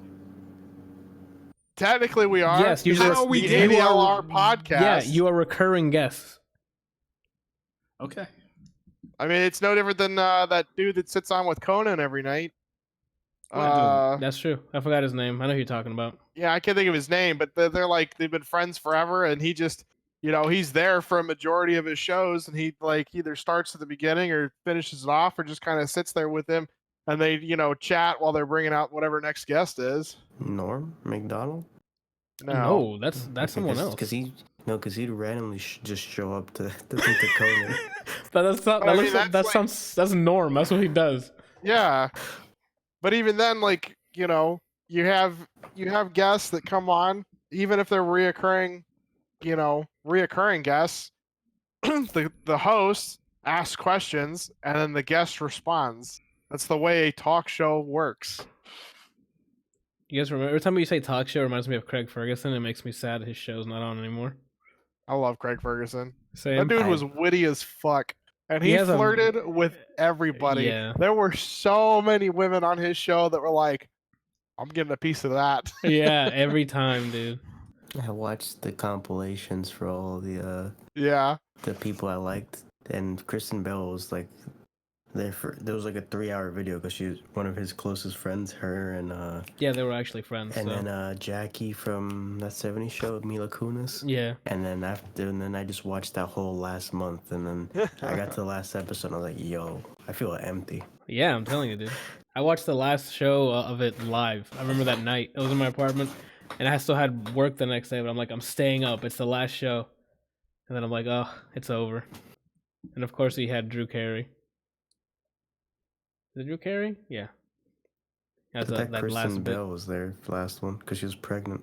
Yeah, she was there too, but that last little bit they did was him waking up in a dream, and it was Drew Carey next to him, I think. Anyway, what are we talking about? Talk show. Randall, so what are your thoughts on The Long Shot? What is it? Yes, that's how you breathe. It's a movie starring Charlize Theron. Hey, how do you pronounce your last name? Is it Theron? It's Theron. Okay. I never knew it. The only reason I know that is because I recently watched a video where she was asked a question on how to pronounce her name, and she said it's Charlize Theron. Okay. Not Theron. Ones. And he said it.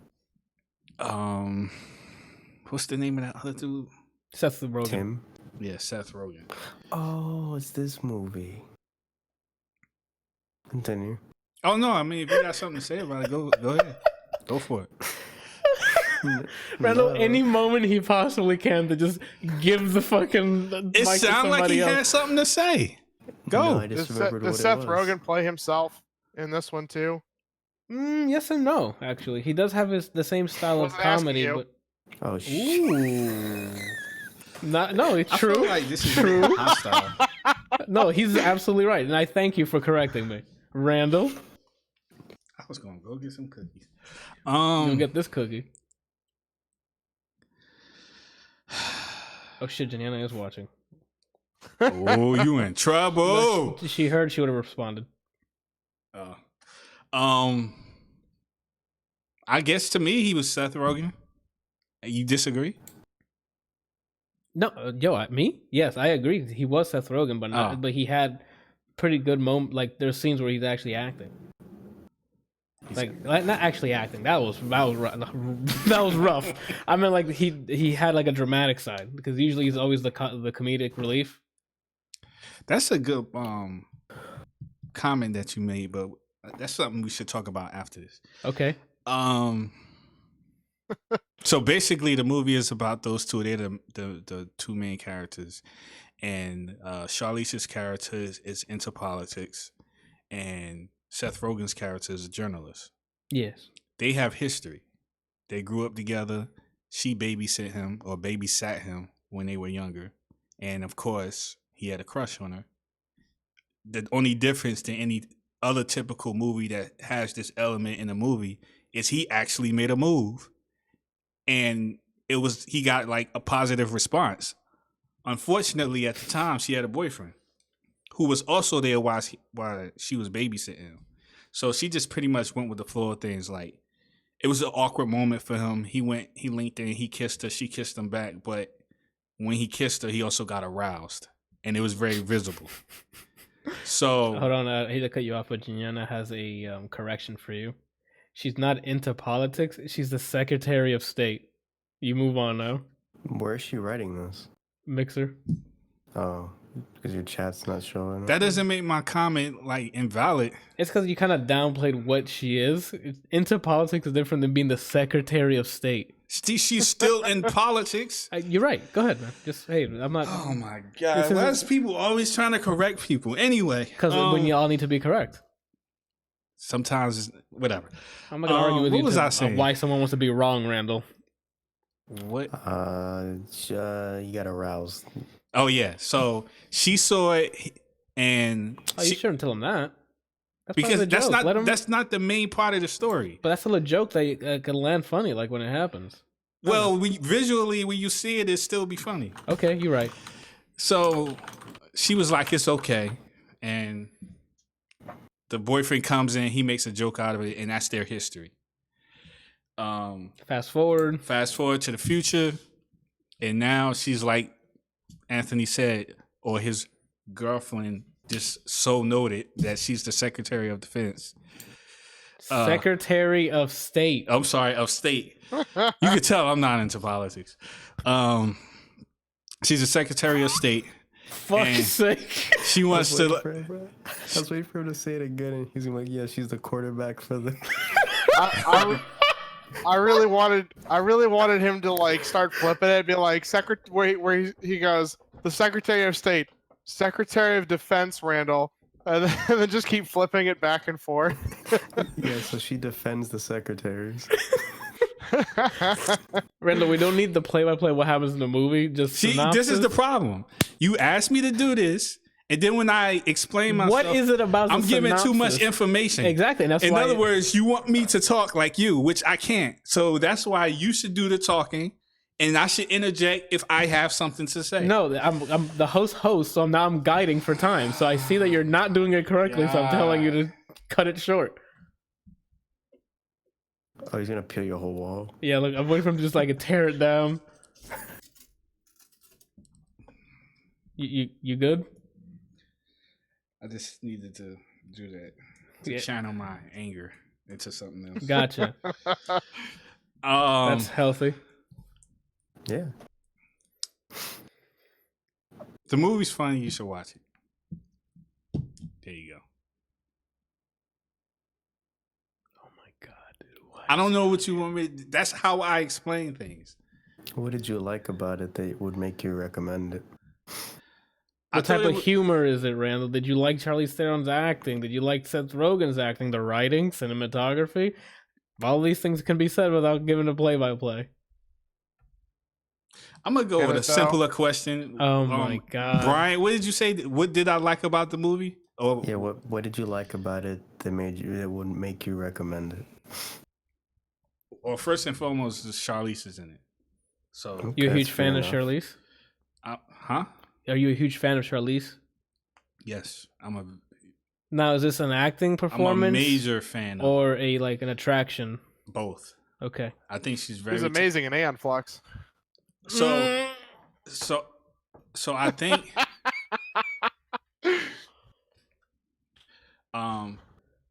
she's a very beautiful woman. She is very talented. And then the fact that she's African just like makes it 20 times more attractive. Okay. And she's really cool, at least from what I can tell off of interviews. What is so funny? I don't know. When you said because she's African, it makes it 20 times more attractive. That just made me laugh. I don't understand how that's quantifiable. Okay. But go ahead. The show is funny. Or the movie, I should say the movie is funny. Okay. So, I'm not a huge Seth Rogen fan. Sometimes I actually find him kind of irritating or That's because he is irritating. off-putting. But I can't deny the man does have talent. Where? In what? Well, this is the reason why I say he has talent, because of the fact that I find him irritating most times. His acting has been able to make me forget about that for a little bit in order to enjoy the movie. So if I can forget about how irritating he is to me, then obviously he must be doing something right on screen. So yeah, I thought the movie was funny. He's funny. Of course, Charlize is funny. Well, I don't know. That's it? Well, he wanted to know why would I recommend the movie. It's like, if you're a Charlize fan, if you're looking for... I mean, this movie is not A Beautiful Mind, man. Like, it's not like, the most amazing movie. It's just like one of those, like, I like the actor or I like the actress. I like said person, so I'm going to go see this movie. It's not like a huge, it's just one of those movies like, oh, I like this actor. Let me see, how they perform in this movie. So I go see it. It's funny, but it's not like over the top hilarious. It's not Rush Hour. So it's Not like a lot of things are. Yeah. I'm just saying in terms of humor. Without a partner. Or comedy, And I'm pretty sure this movie falls under the category of comedy, right? Yeah, I would consider this. Oh, it's a rom-com. So, it does its job at being funny, but it's like my synopsis on it being recommended is based on the fact whether or not you want to see Charlize or if you're a Seth Rogen fan. I'm going to keep mentioning her because she's not. She is the number one reason why I watched this movie. Hey, I just find it really funny. That's all. So you like Charlize? A little bit. Yeah. We didn't get that. Wait, is it like you like her like the way you're the biggest Demi Lovato fan, or is it like you're an actual fan of her? Okay, so first of all, I actually do like Demi Lovato. Oh, wait. Okay, then question for you. What do you think of her latest album? I haven't heard it yet. That's crazy because they came out more than a day ago. So why haven't you listened to it being a fan? I don't know. Is it called The Hot Spoon? I mean, Coldplay comes out with stuff and I don't listen to it as soon as it comes out. It depends. I'm just teasing you, Randall. It's okay. Put the gun down. No, I genuinely like her. I think that All right, I think that I've seen 90% of her movies. okay. So we know what you like about the movie, and it's Charlize Theron. What didn't you like? When she wasn't on screen.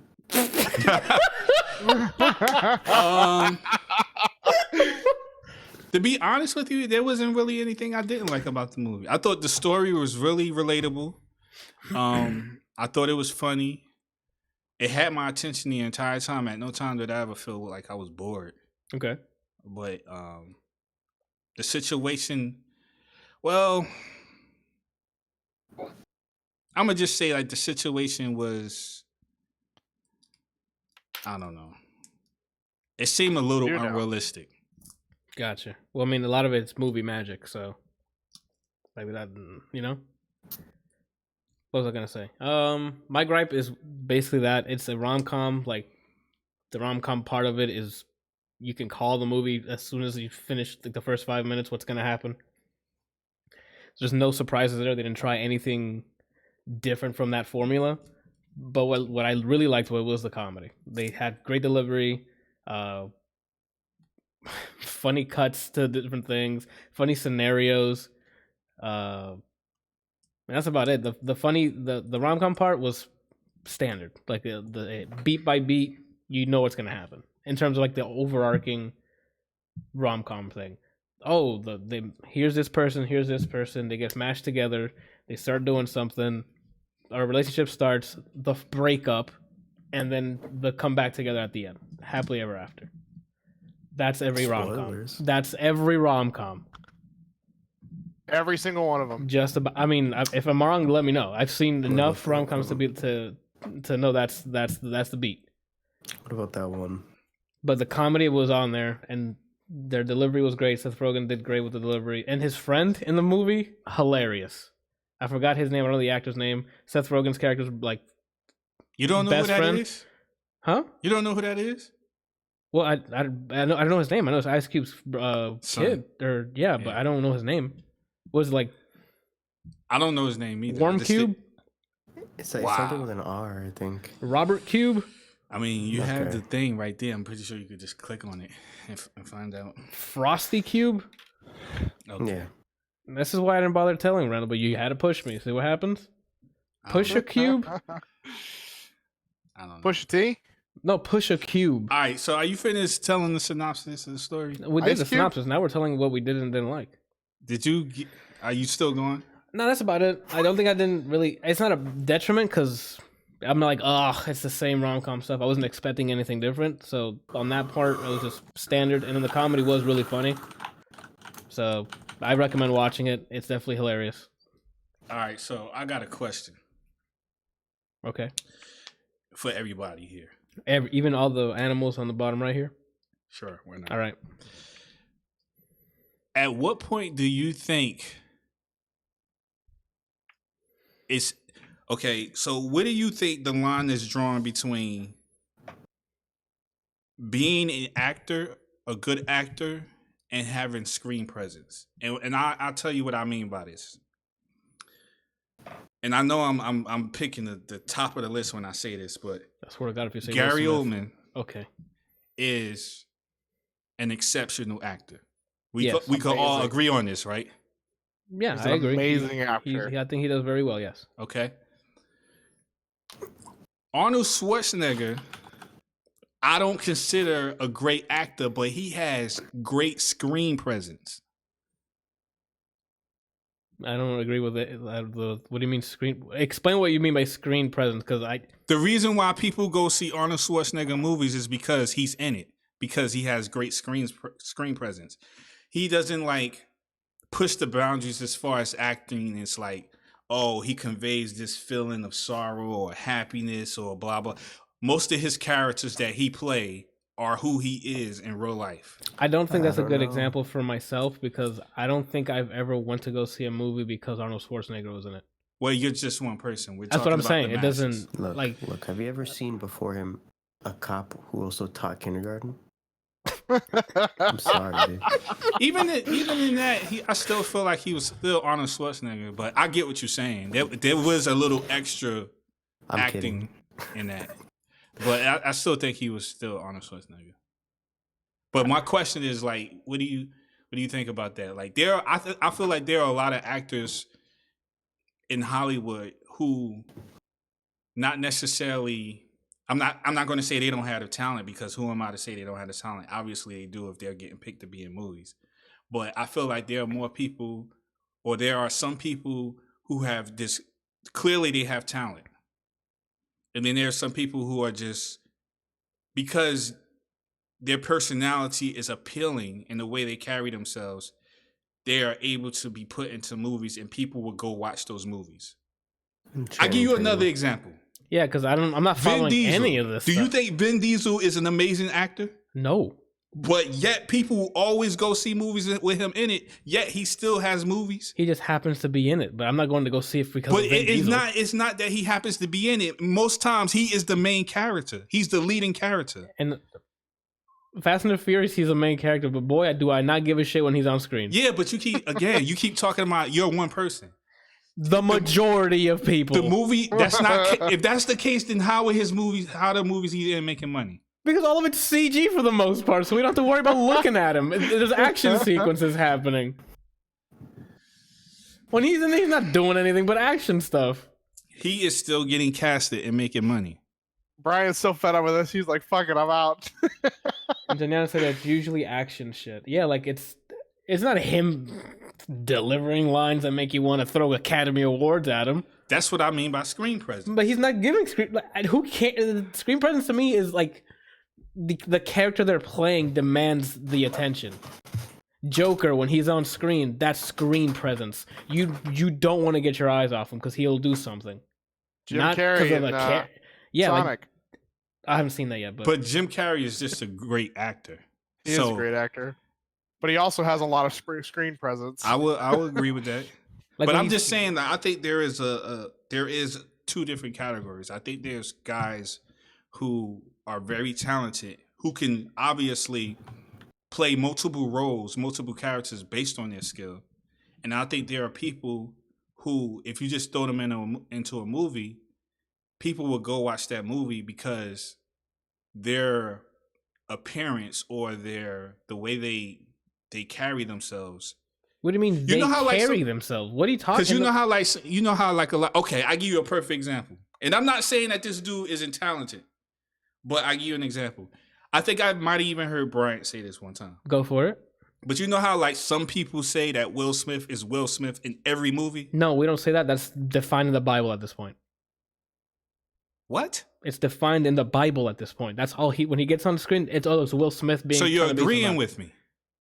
Yeah, that's what I'm saying. Okay. You said some people. No, everyone that knows that's irrelevant. The point is that it is known that people say that he is Will Smith in every movie. Yes. So that's what I mean. Like, he's not, and I'm not taking anything from him because I don't think that he's not talented. But yes, he's had some good movies. Absolutely. A lot of people do say that it's just Will Smith playing Will Smith, but he's just a different character in the movie.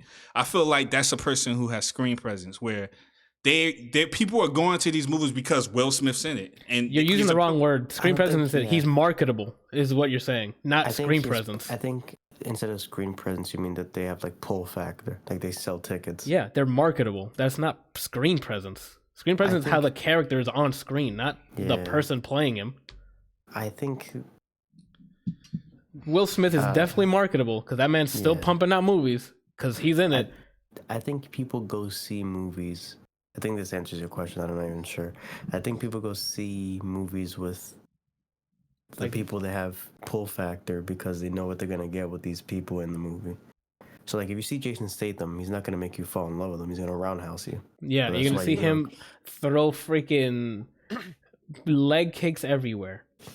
When I see The Rock, speaking of which, we're gonna go talk about the Jumanji in a second.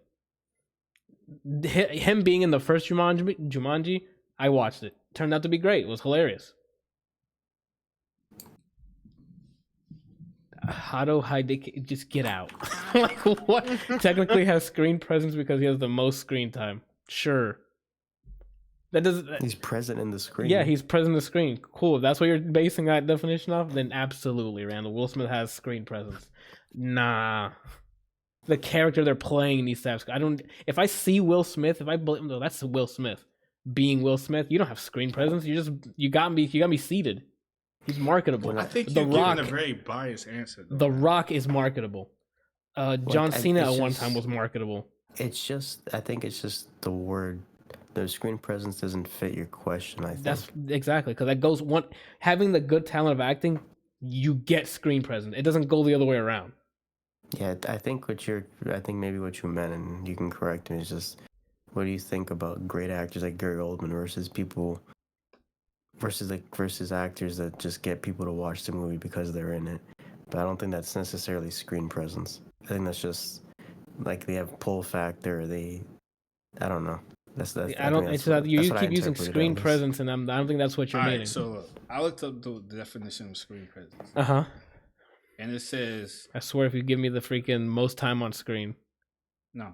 Okay. It says a quality that attracts attention in movies. She has tremendous screen presence. Oh my God, this I don't know how to pronounce his name. Hado Hideki. Yeah, you got it. He got a brilliant example. Michael B. Jordan is Killmonger. Mm-hmm. That's screen presence. When he approaches a scene, you're like, "What the hell's about to happen?" It's like, okay, perfect example. On top of that, Yeah, I got another Game one of too. Thrones. He's gonna It's, say it. Ramsey. Yeah, it's Ramsey. When Ramsey you see hits him- the scene, your butthole is this because Yeah. you're like, someone's dying. you stop looking. Screen presence to me is like when a character enters the scene, that is all you're looking at. You're not looking, oh, what's in the background? Is there an Easter egg? No, it's Joker when he introduces himself to the mob. Yes. He's like, oh, here's my card. Yeah. That whole time you're just Want to looking see at a him. magic trick? Yeah, like Yeah. you're looking at him because that character can do anything at any time. Or, Technically, or we're it's watching engaging. the pencil. Oh, the pencil too, yeah. Yeah, but then Not they because question Heath him, Ledger and got me then- there. And then grenade. Yeah, like what I don't think the word screen presence is what you want. See, I think you're looking at the. I don't know. Maybe I'm explaining it wrong, but it seems like you think I'm saying like you can either be one or the other, which is not the case. Like great actors can have great screen presence, but I'm just saying like I think that there are two different types of categories based on like someone who has talent, who has clear talent or above average talent, and someone who just like the definition says just attracts people. Case in point, Janiana says The Rock's arms has screen presence. That's what she stares at when he gets on screen. It's screen like I think what you're asking is the difference between good actors and marketable actors. Really good actors can become marketable or gets the trait marketable, but popular ones don't necessarily turn into good actors. It's For a one-way example, thing. Yeah, actors that are both Al Pacino, those kind of people. Like you said, Gary Oldman. He's marketable because he's a good actor, not just because he's popular at the time. The Rock can get more and more films. Like he's just popping out because he's popular. He has social media popping. He's very sports entertainment. He is just all around marketable. Family friendly. He doesn't like do anything like that we know of that's wrong. Like it's, we can put him on the thing and he'll sell. Who? Not that he's bad. The Rock. Oh, yeah. Not that he's bad at acting, but he's not like. No offense to him, he's not hitting the Academy. I don't see it happening. Maybe one day he'll get like a breakout role, some drama or something, he'll get there. Right now he's just throwing out action movies like Arnold was back in the day, you know? With Terminator and all this other stuff. So what was the original question? Like, why do you think people go to see movies with actors that aren't like Gary Oldman level? Is that what you were asking?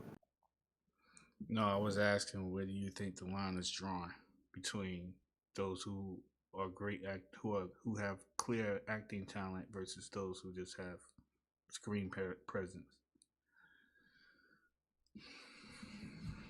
I mean, as long as they're entertaining, people are gonna watch it, I guess. Where's the line? Like Channing guess that- Tatum is one of those people that he's really not a good actor, but either he has his shirt off and he's in shape and people go to see that, or they know that he's funny or they like his personality outside of the movie. He does a good job acting. Remember Logan Lucky? He did great. I forgot he was in the movie.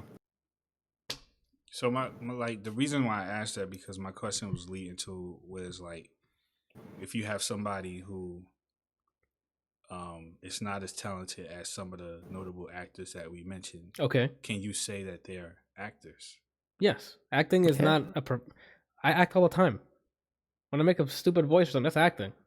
You're making something up. You're pretending to be something else. But that's what I'm saying. If you have like some of these actors who, if a lot of people are saying, I'm not gonna say everyone, but if a lot of people are saying that this person is the same person in every movie, regardless of the character that they're supposed to be portraying on screen, Nick Cage. can you honestly say that this person is acting, Yeah. or are they getting paid to be themselves? He's trying to act. It's that person trying to act as someone else.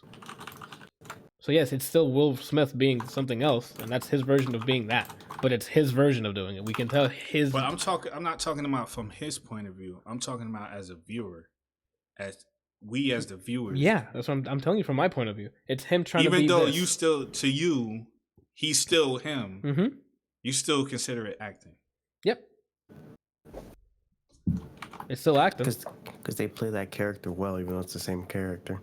It's the same Will Smith being X character. He does it fine.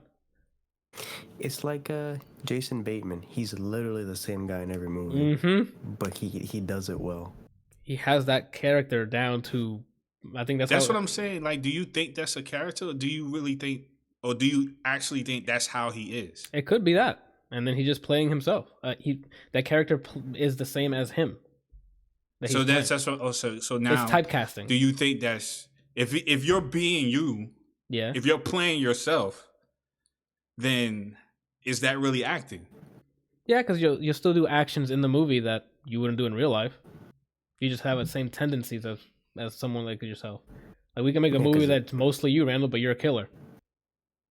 So you still have your whatever your quirks that you are with your singing when you come in or saying cream pie every other sentence, and then you'll still be a killer, and that you can play that character. You just got to. The only time you have to kind of stretch is when you're doing the murdering. It's acting is it's art. I can act like you. It's gonna be terrible. I'm still acting. Do it. Dang. I can expect Miami tomorrow, or. I mean, he had his chance to replace Michael Clark Duncan, and he just didn't. I take do it. not look like him. Voice actors, I mean, they literally, you don't even see them, and they're acting. Mark Hamill is the Joker, one of the greatest things ever. Yeah, that is a different character. You don't see Mark Hamill. You just the sound. You're like, that sound is Joker. A lot of people too, like Kevin Conroy, his voice is just Batman. The guy's voice is Fry. His voice just sounds like Fry from Futurama. Billy West, Brian. You got to put some Billy respect West. on there. There you Go. I don't want to say the wrong name, so that's fair. That's fair. I forget whoever Nolan plays North. Bender. John Whoever plays DiMaggio. Bender plays the same. Yeah, he plays the same character in like everything. Same thing with Archer. That's his normal voice. Archer's voice is his normal voice. Nolan North, his normal voice is Nathan. When he made the huge departure was in Last of Us, when he played the Whisper guy. No, Nolan North's done different things too. But I'm saying that's the major departure from his normal voice. Like you couldn't tell it was him until you saw the credits and saw that it was him playing. I'm like, oh shit, that was Nolan. Yeah, I don't know if that answers your question or if we. Yeah, I don't know how to mark. answer because they can answer. For me, that goes hand in hand. Screen presence is great acting. You get the screen presence. Otherwise, I don't know. So I don't know where to draw that line.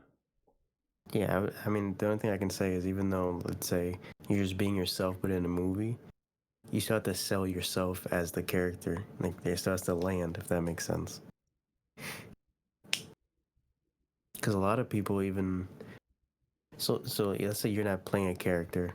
Let's say someone that's introverted and shy, and when they're around their friends, that's really them. But then they can't really portray that when you put them around new people. So that's kind of the predicament now when you're playing as a character that's basically written for you. Does that make sense?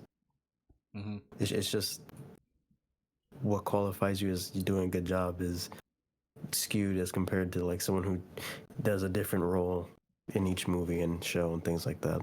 There's also something we're not touching on here is this is the age of social media now, and let's use Will Smith as an example. We know what Will Smith is like off camera. So when we see that off-camera personality on camera, we know it's just Will Smith being Will Smith. People like, what's his name? He just won for Joker. He just won an Oscar. Joaquin Phoenix. He doesn't. Yeah. I don't think he has Instagram. We don't know what he's like off camera. So when he loses himself in a character, go ahead. He doesn't have social media, but he's had interviews and stuff like that. And you get a glimpse of that, like Joker. But when you're constantly not berated, but when you're constantly going through like Will Smith's Instagram, you get to know them or like or they stream a lot or something, like you know who they are. So when they try to hide themselves and they don't completely mask themselves, and they're just them being themselves,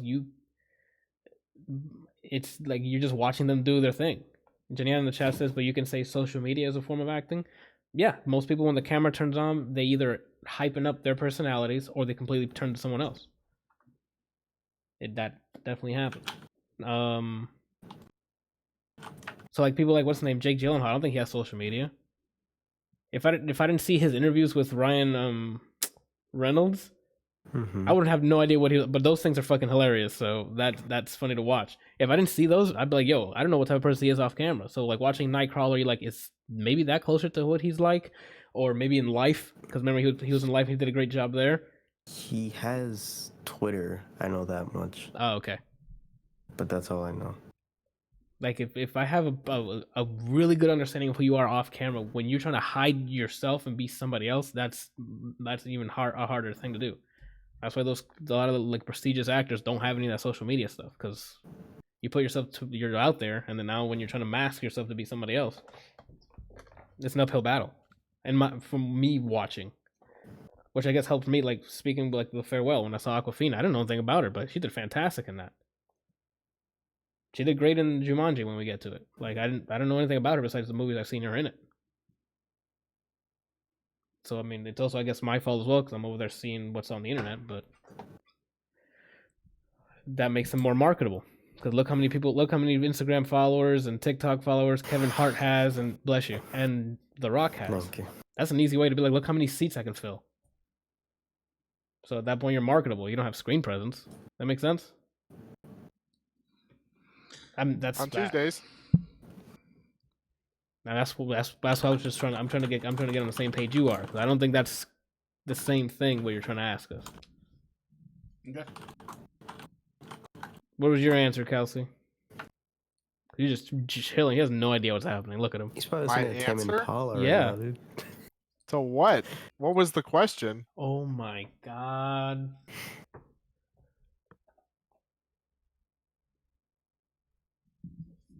So Jumanji. All right, Randall. So you got lost in the next level. How about Jumanji?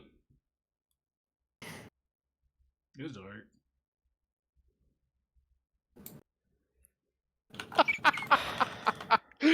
Best reviews ever.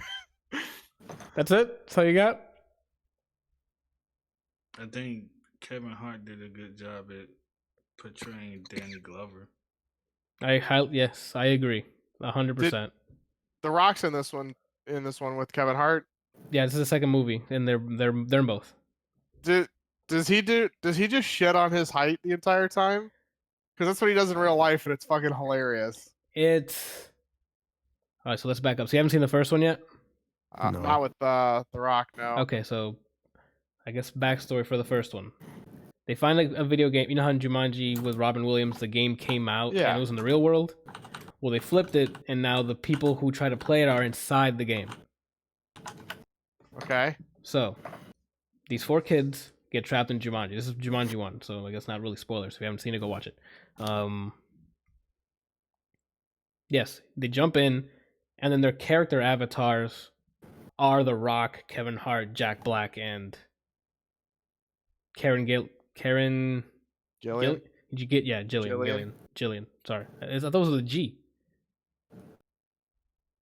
Anyway, Nebula. Yeah. So those actors need to emulate the characters that went in terms of their personalities and stuff, right? So this movie takes place months after, maybe a year or two after. I don't know how long it takes after the first one ended. They find themselves back in, but with new players now. At the time when the kids get thrown into the game, Danny DeVito playing one of the kids' grandfather, and a friend of Danny DeVito's, which is, what's his name again? Danny Glover, is warped in. And the Rock needs to now play The Rock, and needs to act as if he were Danny DeVito. And Kevin Hart's acting as if he was Danny Glover, playing the characters that out of the game. it's a very like layered way of acting because they're acting as other characters that are supposed to be another actor playing a different character.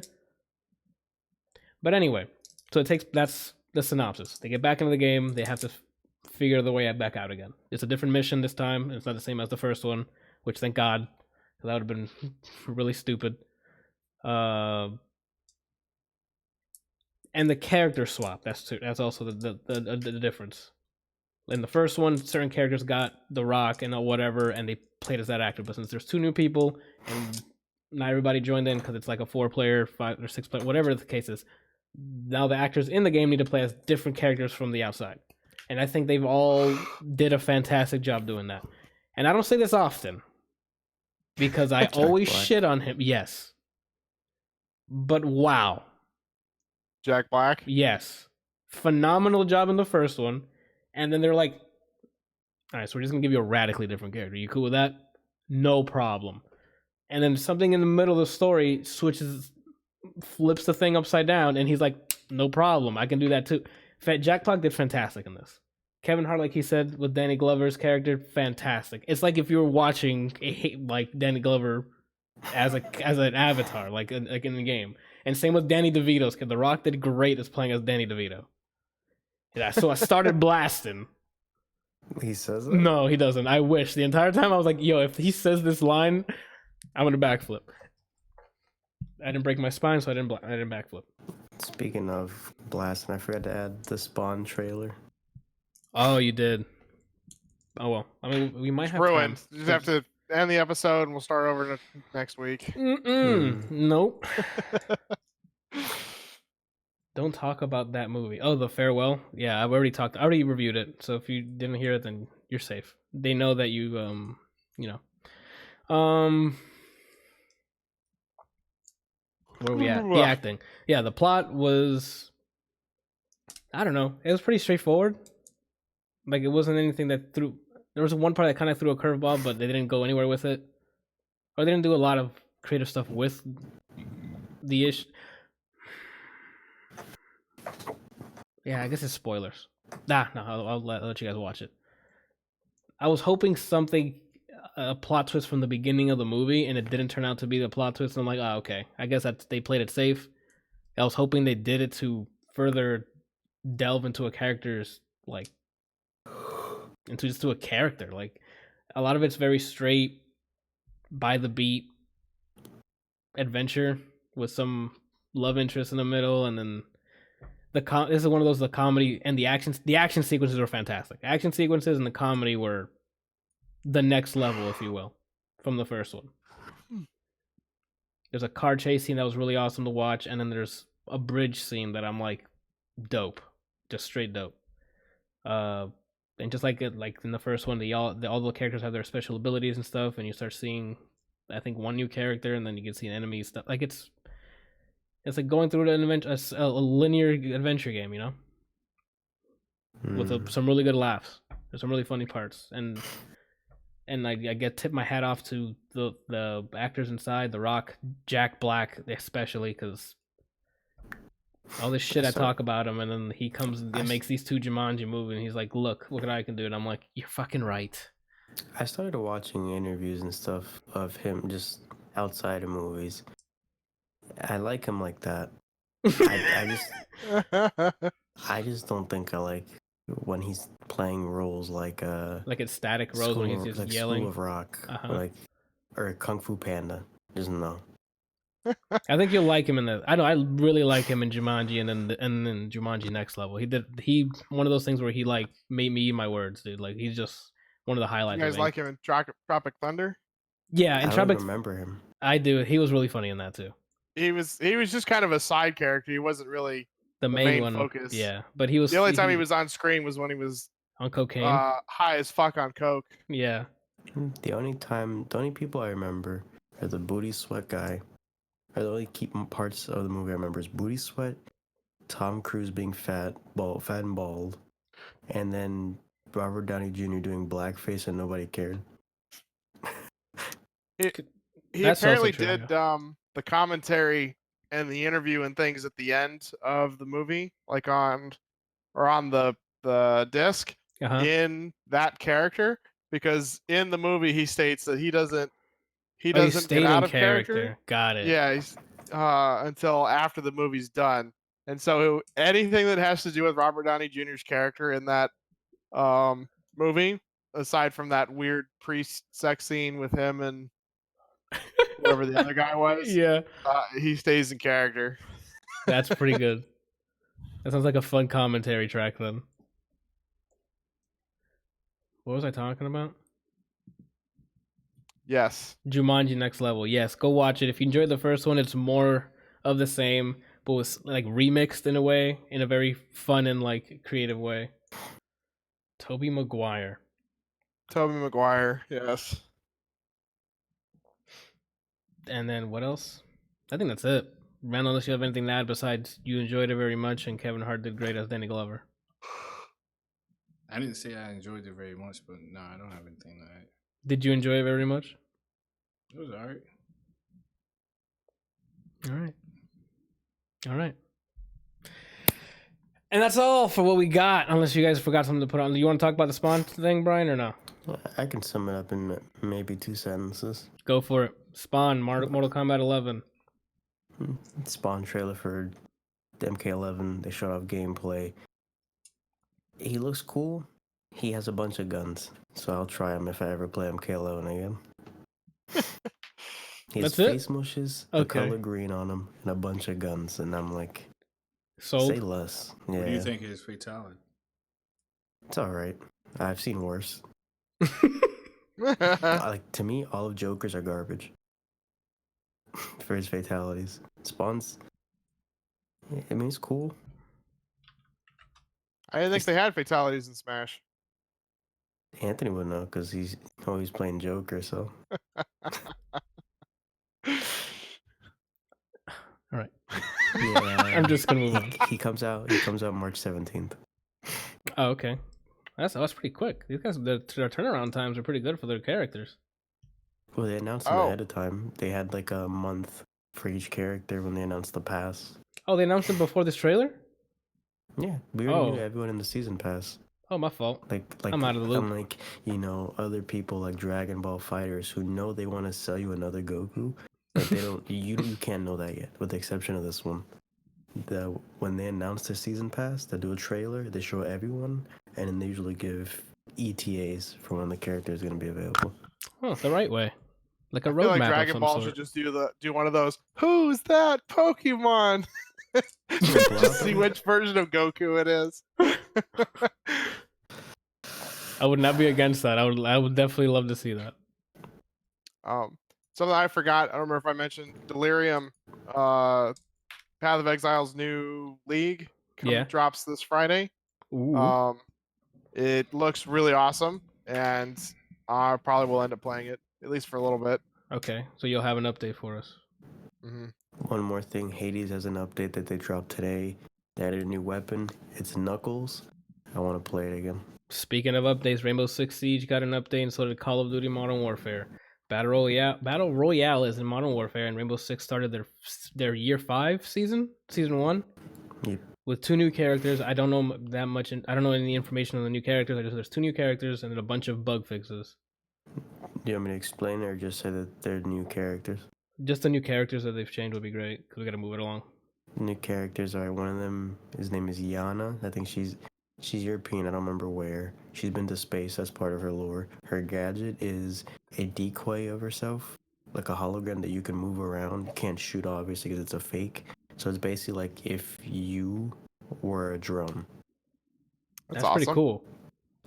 It can get destroyed. If it gets destroyed, there's a longer cooldown. If you put it away, shorter cooldown for you can use it again. What happens when you put it away, like inside? Like, does it just disappear, or does it like fall down like one of the remote things? I don't remember. I just know that doesn't fit how I play, but it was a really cool idea. The second guy's name's Oryx. He literally runs through walls, and like he has a charge. You can knock people down. You can run through soft walls. If you run through walls, you take 10 damage. If there's a broken hatch above you, he can just jump and climb through it. Oh. He's like a movement is his thing. Okay, he's positioning then. That man can get around. He seems dumb fun. I'm probably gonna enjoy that. Okay. Any updates? You're not Randall? just fun. He dumb fun. Yeah. Do you have any games you're like, oh, I got an update? Mm-mm. Okay. And then, all right, let's go on the releases and end this bad boy. 2.5 hours. I thought we were going to go under 2 hours. That'd have been crazy. 2.5 hours. Let's go. Games this week. Ori and the Will of the Wisps. Finally. Fucking finally, man. I'm going to play this as often as I fucking can. Stream it though. I want to see. I it am. I'm going to live. stream it tomorrow. Okay. Oh, but we Are get you, there. though? Yes, I am. Oh, there's no word on the Siege thing this week. No, not yet, because Modern Warfare's Battle Royale came out, and they're going to want to play that. So, but I probably won't play that, because Ori and the Will of the Wisps comes out tomorrow. My Hero 1's Justice 2 comes out, which is a not One Punch Man. My Hero Academia fighting game. It's a sequel. And Neo 2, which I do have questions. I got to find out if they changed the way co-op works, because they did. Then I'm probably going to play this, and hopefully I play with Brian. If not, then I'll probably will pass on it, because that's the only thing I didn't like was the way they did co-op. The game felt great, though. Like the action, or not the action, the combat felt great, too. So maybe they improved on it in this one, cool, but I just want the multiplayer to be different. And then Grand Blue Fantasy Versus for PC coming out when? Is this week, you said? March 13th March on 13th. Friday. On Friday. On Friday. So we got a new fighting game. We'll probably, so Brian, you said you're buying it frame 1, right? This when Steam allows me to buy it, I would have already bought it. Okay, so we're going to get a review on Path of Exile next week, the new expansion, hopefully. And now Grand Blue.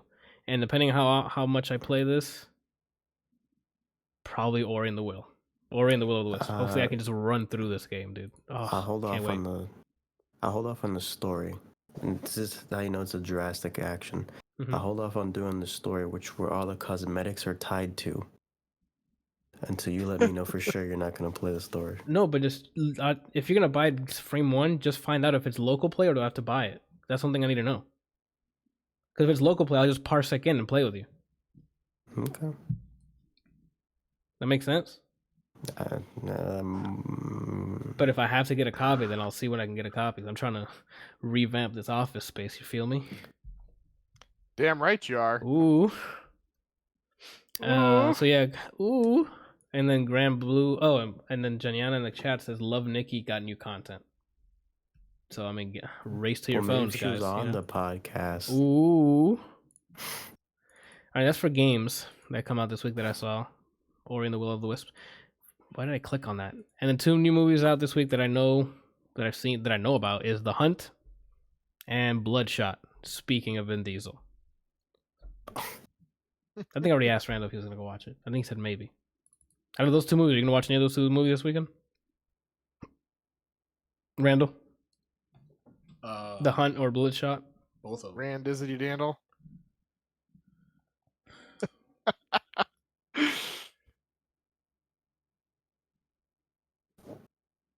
Did he fall asleep? Yo, what? Yeah. I said both of them. Oh, okay, my fault. That was on Did me. I didn't anybody hear that? Like, I didn't hear him. I didn't hear him. My apologies. I just looked at him. I thought when Mike said he fell asleep, I'm like, he probably fell asleep. My fault. I didn't hear you then. Goodness. And then music, I didn't see anything on there. But next week's music, Are you going to see any of them? Or you? nah, none of those interest me. I saw the trailer for The Hunt, and I'm like, I don't know. It didn't. Nothing on there. And then Bloodshot, I was like, nope. When I saw that trailer when we went to go see Invisible Man, I was like, nah, I'm good. And I was like, no, thank you. I do not want to spend money on that. And that's about it, people. Let me know what you guys are doing this week. Randall, what you doing? Okay, I have to look now because he looks like he just dropped. He just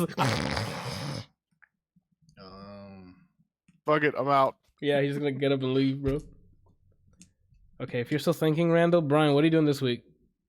All right, so boom, Friday for sure, 100% happening. The second I get back from the gym, shower, if I have cereal, eat my cereal.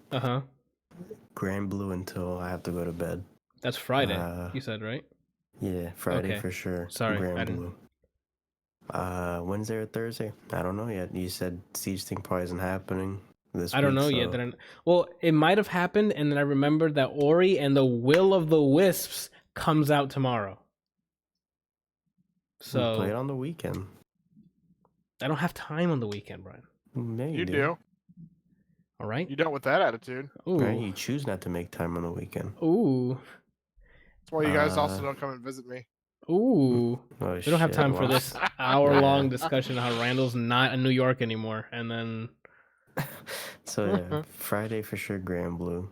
Wednesday or Thursday, we'll find out together.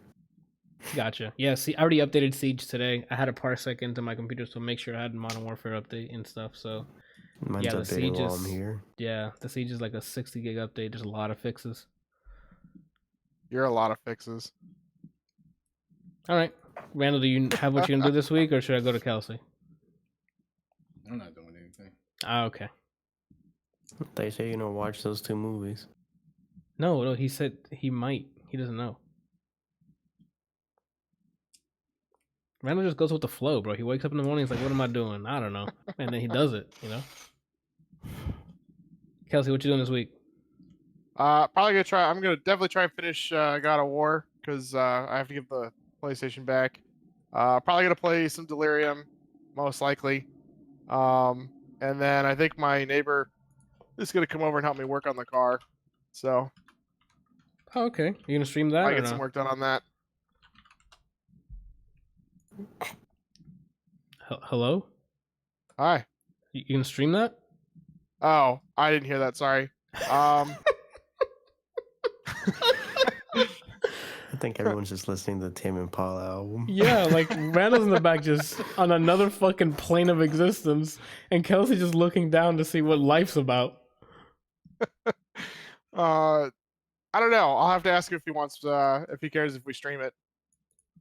Not sure yet. Gotcha. All right. Me, Gotta figure out myself. what we're gonna do with it first. All right. I will be until tomorrow, Wednesday. I'm going to stream Will of the Wisps and also record, obviously, for my YouTube channel. Thursday, I will also be Will of the Wisps. Streaming that and then also recording for my channel. And that's it. And then Monday, Will of the Wisps again, because I'm probably not going to be done with it. You gonna beat it 3 times? The fuck? If I can beat that game in like 2 to 3 hours, they fucked me. Because the first game did not take 2 to 3 hours. That game it's a big Metroidvania, and I think they made the map even bigger now. Made you So- even bigger. I'm gonna choose I one of my wish, answers. Kelsey. One Look of at the these- camera. I fucking wish. One of these days is also gonna be another stream with Hades. One of the Wednesday or Thursday. Because I want to swing at people. Yeah, that makes sense. Can that game go to 1.0 so I can buy it? Thanks. He's got to work the body. Yeah. And I think that's it, people. Oh. Brass knuckles. That funky monkey. And that means Brass it's monkey. the end of the show. Offset. Episode 85 is in the books now. It's time to shut it. What are we gonna do for episode 100? Oh, fuck, you're right. That's coming up soon. Here's the better question. Yeah. Randall, what are you willing to do for the episode? Yo, 100? facts. Facts. I he thought he was awake? asleep. No, he's awake. I thought he was trying to special beam cannon me. Since he doesn't want to guest host the entire episode, what do you actually want to do? We still need to do that, by the way. Still need to have Bryant and I go one of these. Okay, what you guys want to do next week then? I don't know. I kind of want to do. Yeah, I That's- could probably do next week. That's All right, so guest host next week, Kelsey. Okay. Godspeed, because this is good. Yo, but the cap is 3 hours, my guy. Oh well. You can't just like 6 hours and be like, all right, I'm done, Anthony. Stop recording. Okay, so if you're gonna do it off the cuff, then you don't have to do this. But if you have a plan, put it on a doc and add us to it, so we at least know. He's gonna do it live like fucking Oh, yeah. Bill O'Reilly. Unless it's Yep. supposed to be a Team unless Live. it's- Here we go again. Unless it's supposed to be a surprise and you have a doc and we don't. But Oh, there's a doc oh, here you go. all up here. He's gonna make us do. This like, is gonna be a fucking train wreck. It's gonna be like Katrina trivia. I am walking out. I'm gonna stop my recording and be like, I'm sorry, we'll do the podcast tomorrow. So I shouldn't start it out as so what is your favorite Trina song? You know, it's funny. I can't even name one. Me neither. The baddest bitch. I know. I've heard her music. It's just I Zordan never just remember. asked me, are you an astrology? Did you mean an Answer. astrologist? No, I am not. Janiana said she's gonna watch Castlevania. Season 3 of Castlevania Yeah, I gotta is watch season out. 3. Fuck. I meant to watch it this weekend, but I got caught up with God of War instead. So I might Randall do and I were Fuck. up till 4 a.m. Wait, Mhm. were you gonna say, Anthony? You're about to watch it without people? That's what you're about to say? I was gonna say we need to sort it out because me, Randall, and you gotta watch it. Okay. Oh fuck! Unless you already watched it. Did you already watch it? I'm not that type of person. Oh, okay. Says the guy Yes. who. This is the guy who watched the hide and seek movie without someone. Oh, that's true. You did. Shut the fuck up, Randall. You did do that. You did do that. Don't even try to deny, Randall. You did do that. Look at his face. Oh, now it's whatever. Now you owe Whatever, me all your dude. Money. Now you owe me all your money. That's it. Give him all your money. Wire that the bank account wired to him. Live on stream. All right. So yeah, she's right. Janiana's gonna watch it with Johan, but I still need to watch that season 2. Fuck. How You many haven't seen episodes? season 2? No, I still have to see that season as well. That's what I'm saying. That's third Oh, season. How many 3. episodes is it? How many episodes is it? I don't know. Kelsey, you looking it up? Yep. I see. Look at his. I can see the clickety clackety in his eyes. He's just looking at Rule 34 for it. It's 10 each. I thought the first one was only like 6 episodes. it's 10 episodes. Yeah, it is 10 episodes. The first one's only 4 episodes. Yeah, the first one was like Season nothing. 2 is 8, and then this one's 10. Yeah, Javi, you freaking lied to me. He said 10 each. Javi's banned. Get him out of here. No, that's my son. Gosh. Oh my god, speaking of anime, so I'm catching up on JoJo, right? JoJo's Rabbit. No, Jojo Rabbit's awesome. If you haven't seen Jojo Rabbit, go watch Jojo Rabbit. It's a great movie. I haven't seen it. I think I'm only like Carbon. Fuck. I think I'm only maybe 4 more episodes left. I'm watching the arc that's called June 15th, where it's like the timed one, where they fight the guy at the radio station, and there's somebody going into Rohan's house. Like all this is happening in one day. It's called June 15th. Is the episode. And there's like 4 parts to it. I'm halfway through it. Okay. It's the guy who traps people in the radio tower, and then Yeah. and then which I thought was pretty clever. And then the some guy walks into Rohan's apartment, and then someone takes the little guy. One of my favorite. I'm gonna name my favorite character. That's my favorite character. Is Koichi. yeah, the recon guy.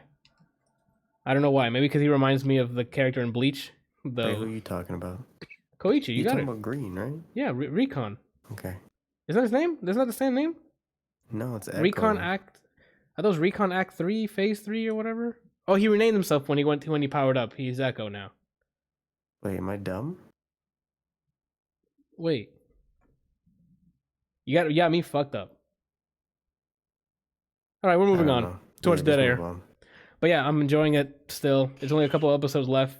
The current opening song for it's freaking awesome. Every time it comes on, like I'm just jamming Yeah, out. Koichi. Yeah, Echo Act 3. Okay, yeah. Okay, I was about to say I know my character, Brian. That's my fave. That was my favorite. You're my Oh favorite. no, he said it was. Not in that reason. Fuck. All right. I Well, have I to- got I like have to talk to you, Anthony, after when the thing ends. okay. I have By the way, his dad dies. I don't think they've shown his dad on stream on camera or on They have. animation. Okay. 3 times. I think there's only like 4 more episodes left, and I'm done with part 4. So let's get it popping, and that's it for that. What were we talking about? Castlevania. Yeah, I gotta watch Castlevania still. So I gotta watch No Game No Life. Oh no, that's happening after I finish this. I'm almost done with JoJo. I'm gonna watch No Game No Life and then go to part 5. Sure. Why didn't you not believe me? Like I don't do things I say. Randall, tell him. Anthony, you're like, if they put Goku in this, I'll play it. They gave you 17 Gokus. How often do you play Dragon Ball Fighters? Randall, tell him when I spanked that ass yesterday with Goku. I think you should answer the man's question. I am answering the question. Tell him how I spanked that ass with Goku yesterday. Who? Yours. Oh, it just beat him so bad he forgot. Okay. Did you actually, Randall, Were you awake during this, No. or were you dreaming? Okay. So you didn't play the game at all yesterday? No. Okay, just making sure.